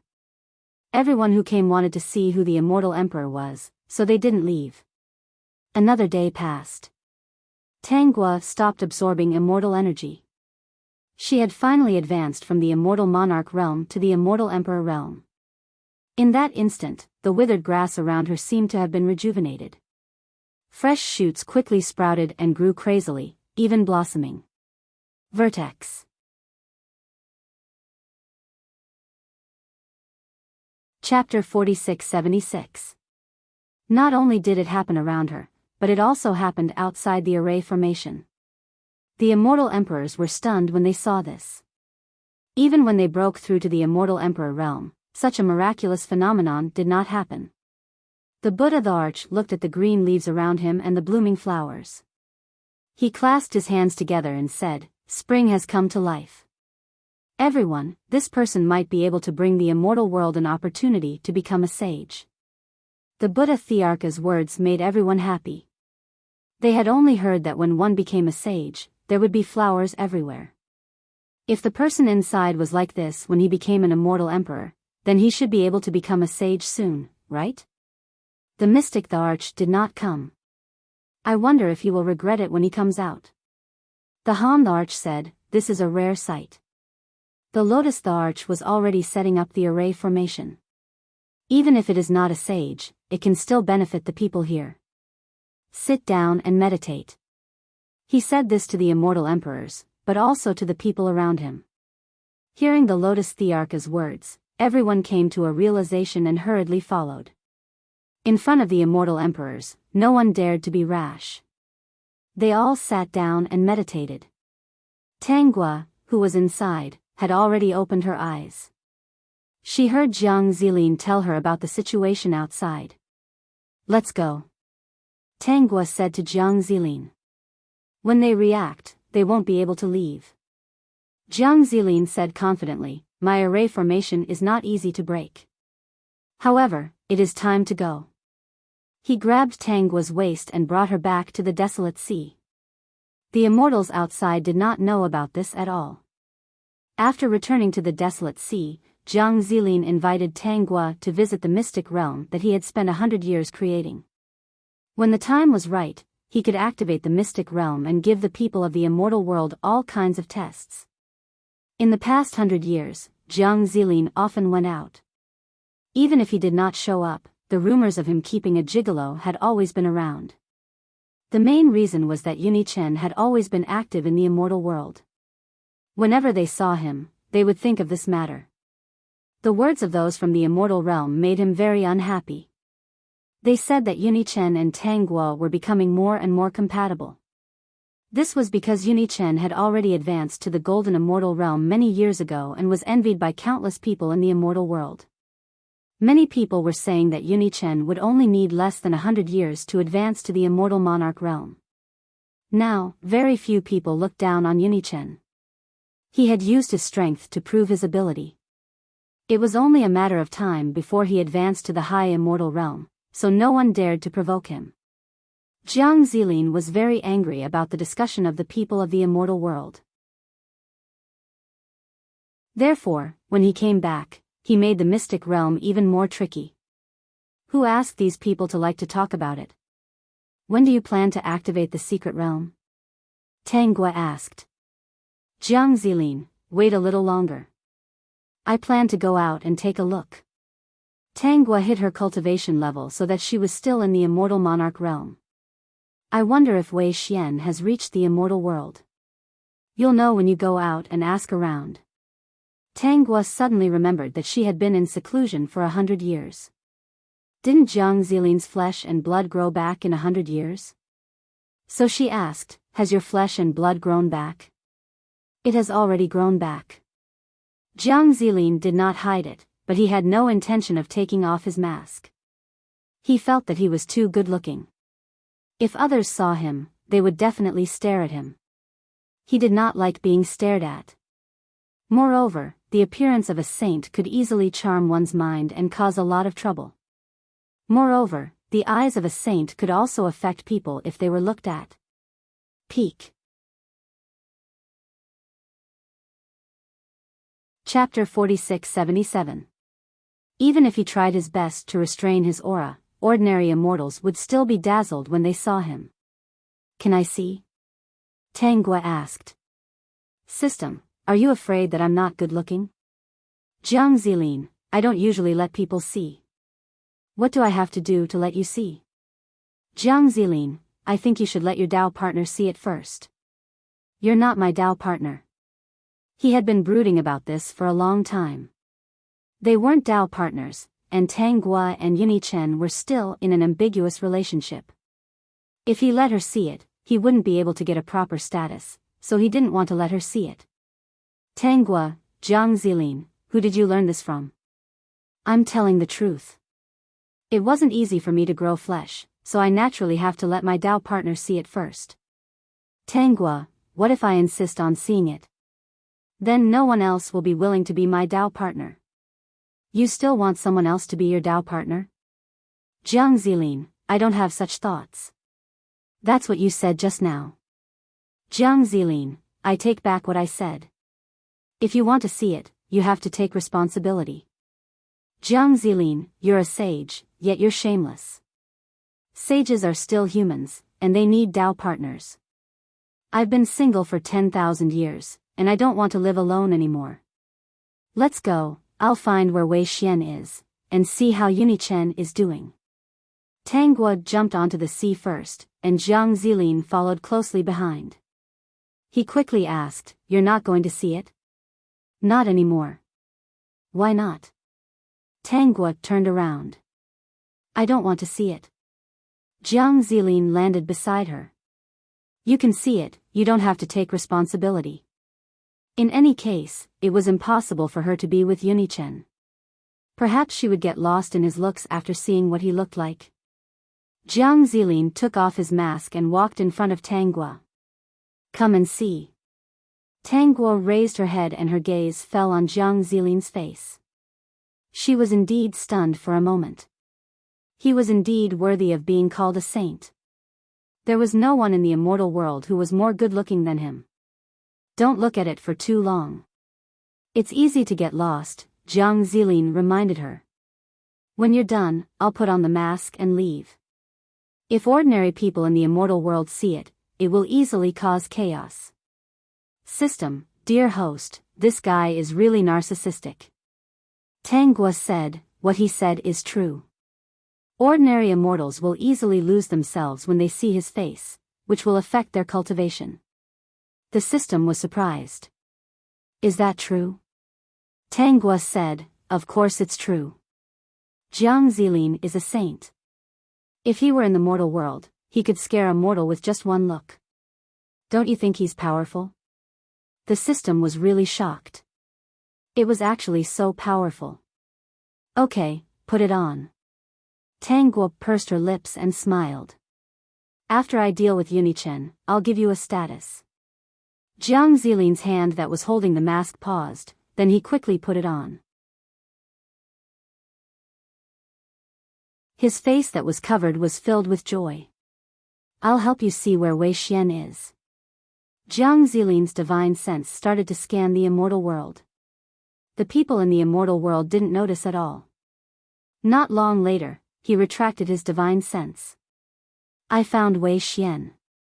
Her child has already been born. It looks to be 7 years old. Wei Xian should have gotten some opportunities. She's currently in the mystic immortal realm. Jiang Zilin continued, do you want to go see her? Where is she? Jiang Zilin paused and said, she's at the place where you broke through.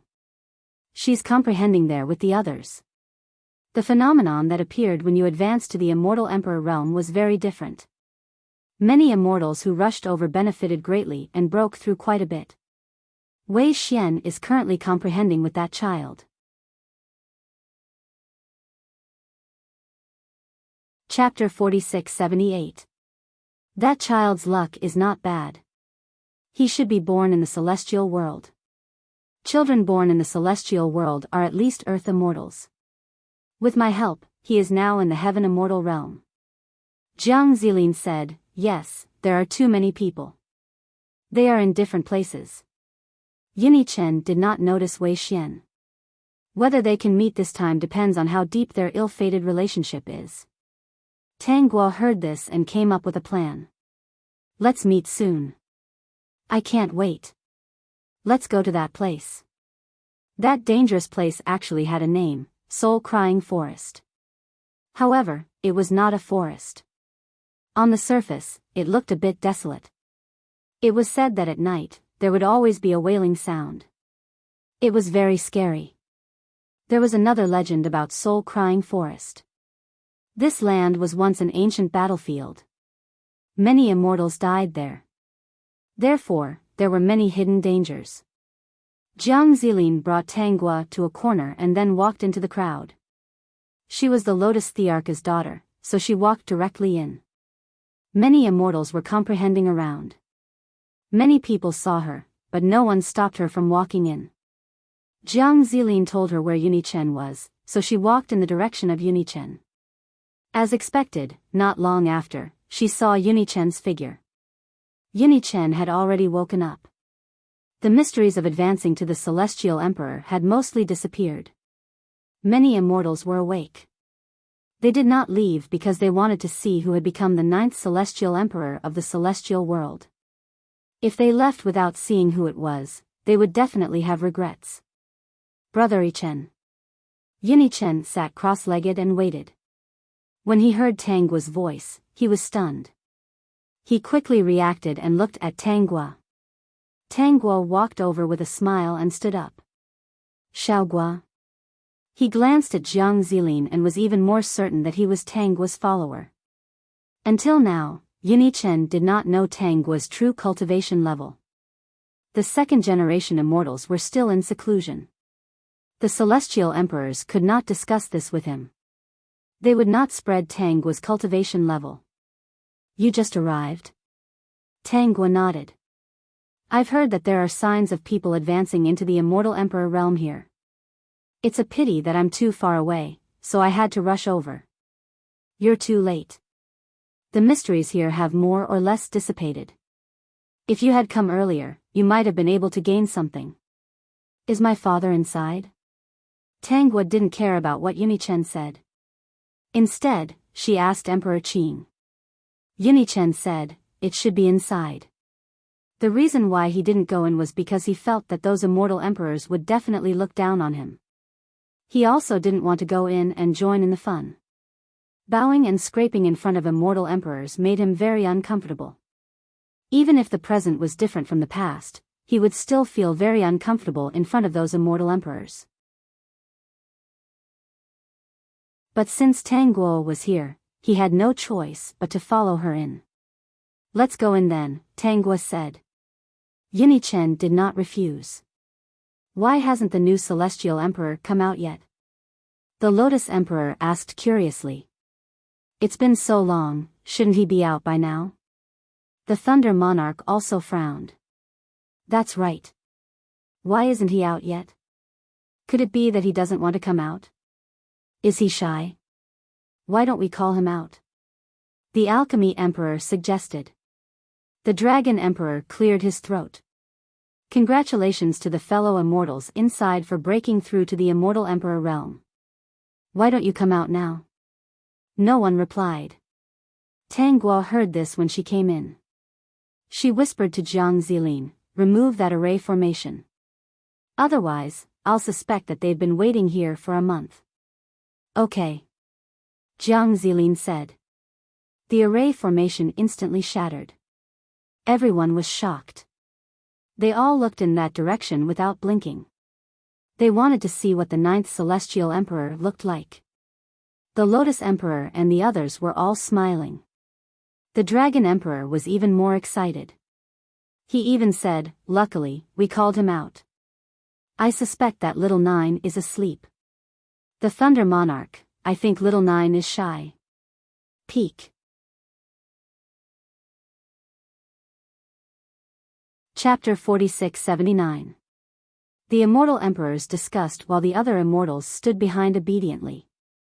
However, when the array was completely destroyed and everything was revealed, the Immortal Emperors were stunned. There was no one inside. Apart from the flowers, it was as if no one had been here before. Lightning Emperor's eyes widened.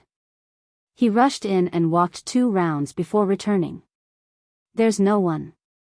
He ran away. What? Everyone couldn't believe that the 9th Immortal Emperor they were looking forward to had run away. Dragon Emperor said, is he shy or something? Why did he run away after breaking through? Pill Emperor shook his head. I don't know either. Do you guys know? Water Emperor and Han Emperor looked at each other. They didn't know what was going on either. They didn't have any bad intentions. Instead, they were looking forward to the 9th Immortal Emperor's appearance. Lotus Emperor walked 2 rounds but still couldn't find him. He said helplessly, "There's no one here. I don't know where he ran off to. Little 9 is already an immortal emperor. We were caught off guard when he ran away. We really can't find him." Buddha Emperor was much calmer. He walked in and looked around. "Since little 9 isn't willing to meet us, then forget it. We'll meet when it's time." "We can't do that. What else can we do?" Pill Emperor was helpless. Forget it, forget it. Let's go. The Buddha Emperor is right. We'll meet sooner or later. There's no need to rush." Everyone was speechless after knowing that the 9th immortal emperor had run away. Tanguo walked to Lotus Emperor's side. "Father." Then, she greeted the others. They all smiled and greeted her.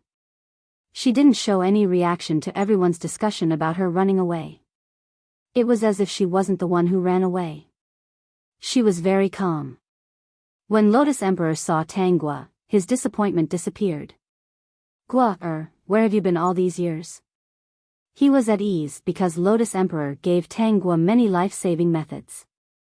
If she was in danger, he would be able to sense it. "I was just walking around. I heard that someone had become an immortal emperor here, so I came to take a look." When she said this, Tanguo didn't feel that there was anything wrong. There was no trace of lying. "Lotus Emperor, I don't know why, but the new immortal emperor left." "Oh, then let's go back. I haven't seen father and mother for a long time." Emperor Qin was naturally delighted. He touched the back of Tanguo's head and also noticed Yunichen. His attitude towards Yunichen was much better than before. "Ichen, do you want to go back with us or continue to train outside?" In the past few years, Yunichen had performed well. He was already at the Golden Immortal Realm. It was only a matter of time before he broke through to the Immortal Lord Realm. It was probably much earlier than he had expected. Disregarding everything else, just Yunichen's talent in cultivation alone was worth looking at seriously. As for his marriage with Tanguo, he did not mention it. It was better to wait and see. He always felt that Yunichen did not like his Guo that much. There was still plenty of time, so he could slowly think about it. Yunichen didn't want to go back with them. However, he felt that he had to go back this time to avoid leaving a bad impression on Lotus Emperor. "Alright, let's go back together. You guys haven't gathered for a long time. Come out to train again after a while." Lotus Emperor waved his hand and Tanguo and Yunichen followed beside him. At this moment, he also noticed Jiang Zilin, who was following beside Tanguo. Peak.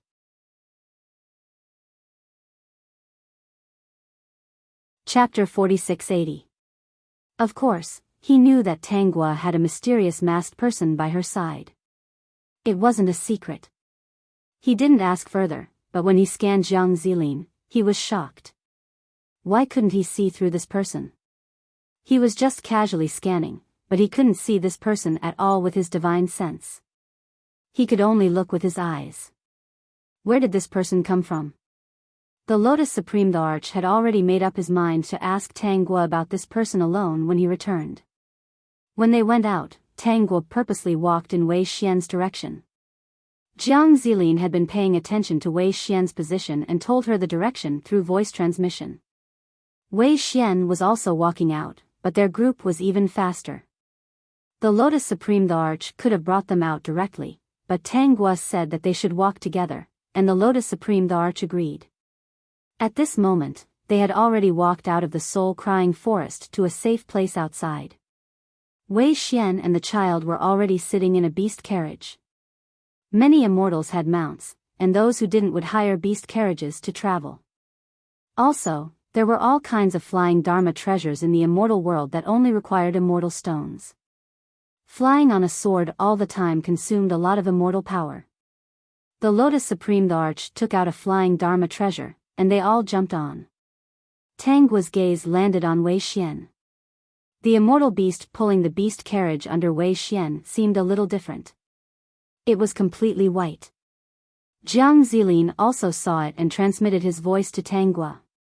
That immortal beast should have some divine beast bloodline, but it's rare.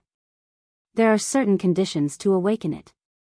Seems like Wei Xian had some fortuitous encounter. Tanghua wasn't surprised. Wei Xian's talent and providence weren't bad. It was normal for him to have a fortuitous encounter. I'm guessing that his immortal beast must be able to awaken his bloodline. Yuni Chen doesn't seem to have noticed her. No, I have to help. What are you looking at? The Lotus Supreme the Arch noticed his daughter's gaze and also looked in Wei Xian's direction. Nothing. I just felt that the immortal beast was very beautiful, so I couldn't help but take a few more glances. The Lotus Supreme the Arch suddenly understood. If you like it, I'll use treasures to exchange for it. Then let's go and ask if he's willing. If he's not, then forget it. The Lotus the Arch nodded. Of course. Even if he doted on his daughter, he'd never thought of seizing something that already had an owner. If he really did that, the entire immortal dimension would probably laugh at him for not teaching his daughter well. Naturally, the Lotus the Arch did not go there himself. Instead, he sent a follower to inquire. At this moment, Yuni Chen also looked over and happened to see the attendant questioning Wei Xian. Wei Xian also raised his head, and naturally, Wei Xian's appearance was seen by Yuni Chen. In that instant, Yuni Chen felt as though he had been nailed to the ground. He didn't know how to react and could only stare blankly at Wei Xian. When the attendant returned, Yuni Chen's gaze was still fixed on him. Emperor Qing did not notice this. His attention was all on Tanghua. When the attendant came back, he asked, "How is it?" "That lady doesn't want to change." Tanghua hurriedly said, "If you don't want to, then forget it. It's not something rare. Let's go back." The Lotus Supreme the Arch said, If likes immortal beasts, I'll arrange for someone to find one. I guarantee it'll be better looking than that immortal beast." "No need. I suddenly don't like it that much." The Lotus Supreme the Arch did not force her. What kind of treasure did his daughter not have? Just now, he might have just felt that it was not bad. After looking at it a few more times, it was indeed very ordinary. Peak.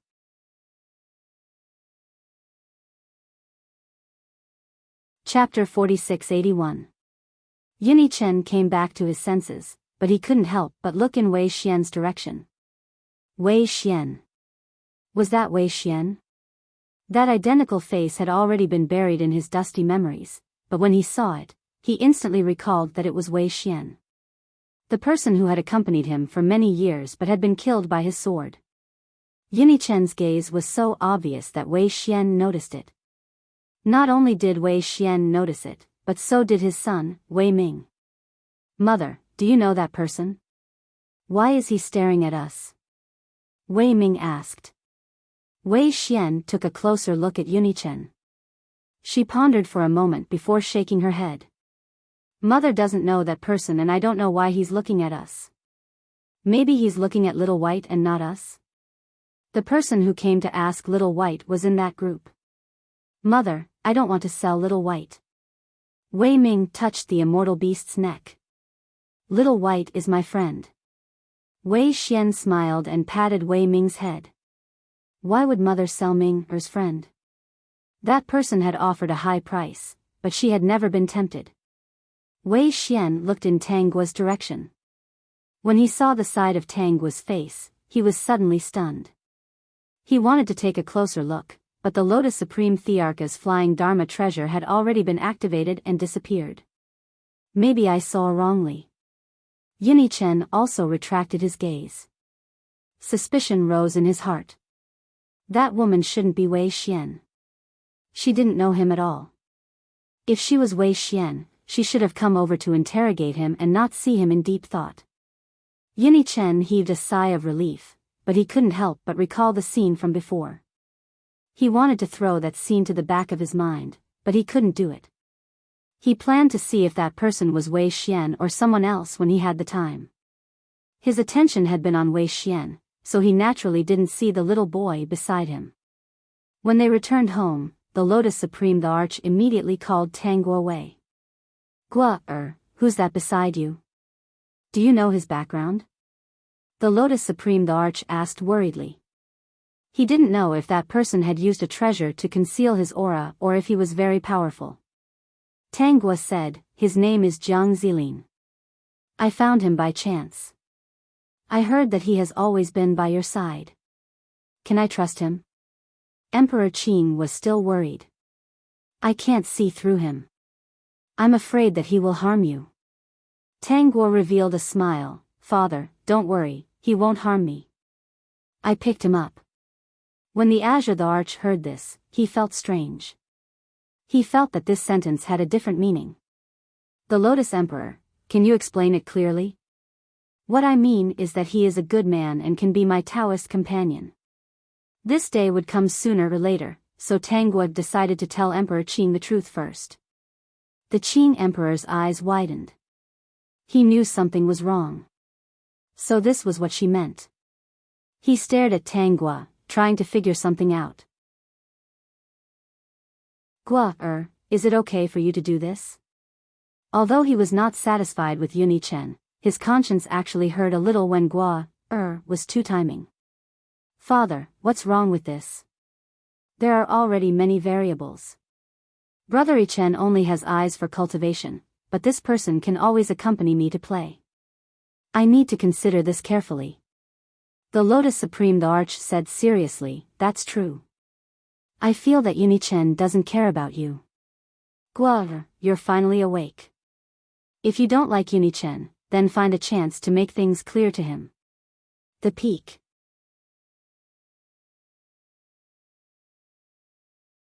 Chapter 4682. I know. There's nothing between me and Jiang Zilin. I'm just observing him. If both of them are not suitable, then I don't want either of them.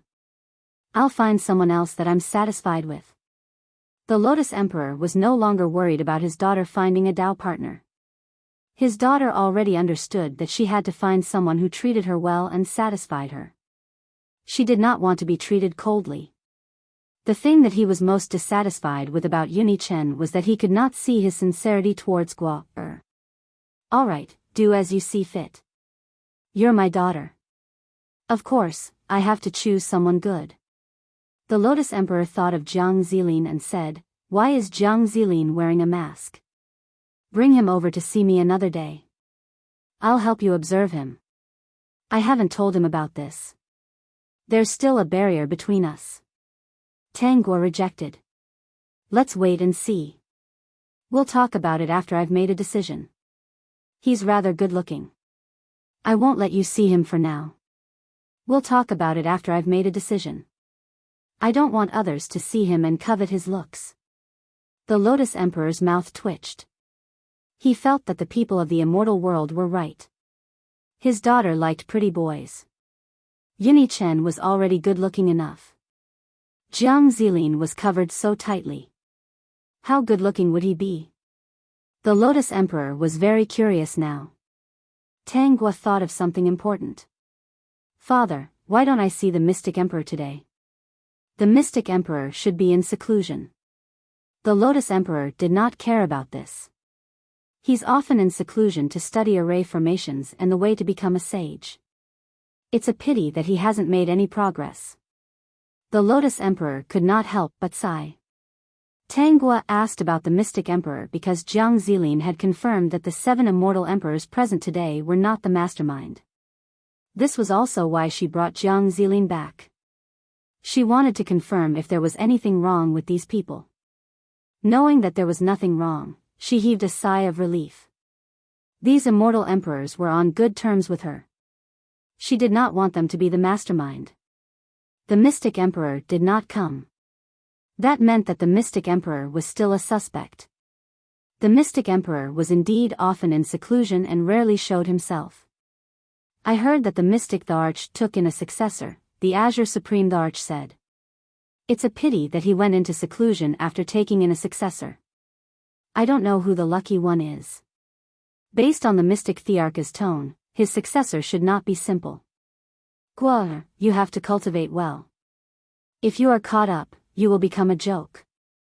Tang Guo was silent. Catch up with her? Was he dreaming? She was already an immortal emperor. Given some time, it would be easy for her to surpass the immortal emperors of the immortal world. Got it, father. I'll go find mother. Go. On the way to find Han Ro, Tang Guo was already thinking about how to continue improving her cultivation. In short, no matter who that person was, as long as she became stronger, all the schemes would be destroyed. After catching up with Han Ro, she returned to her place. Emperor Qing told Han Ro about Jiang Zilin. After Han Ro heard about it, she didn't know what to say. Should we call that young man over and ask him? I heard from the people of the immortal world that that person has always been by Guo's side. His strength is unfathomable. Speaking of which, he is better than Yunichen. Just the fact that he is by Guo's side is better than Yunichen's. Emperor Qing said, I think so too. However, Guo said that now is not the time. They are still under observation. She also said that that person is good-looking and that we cannot let him appear for the time being unless things are settled. Han Ro was speechless. Who does Guo take after? She is not like you or me. Peak.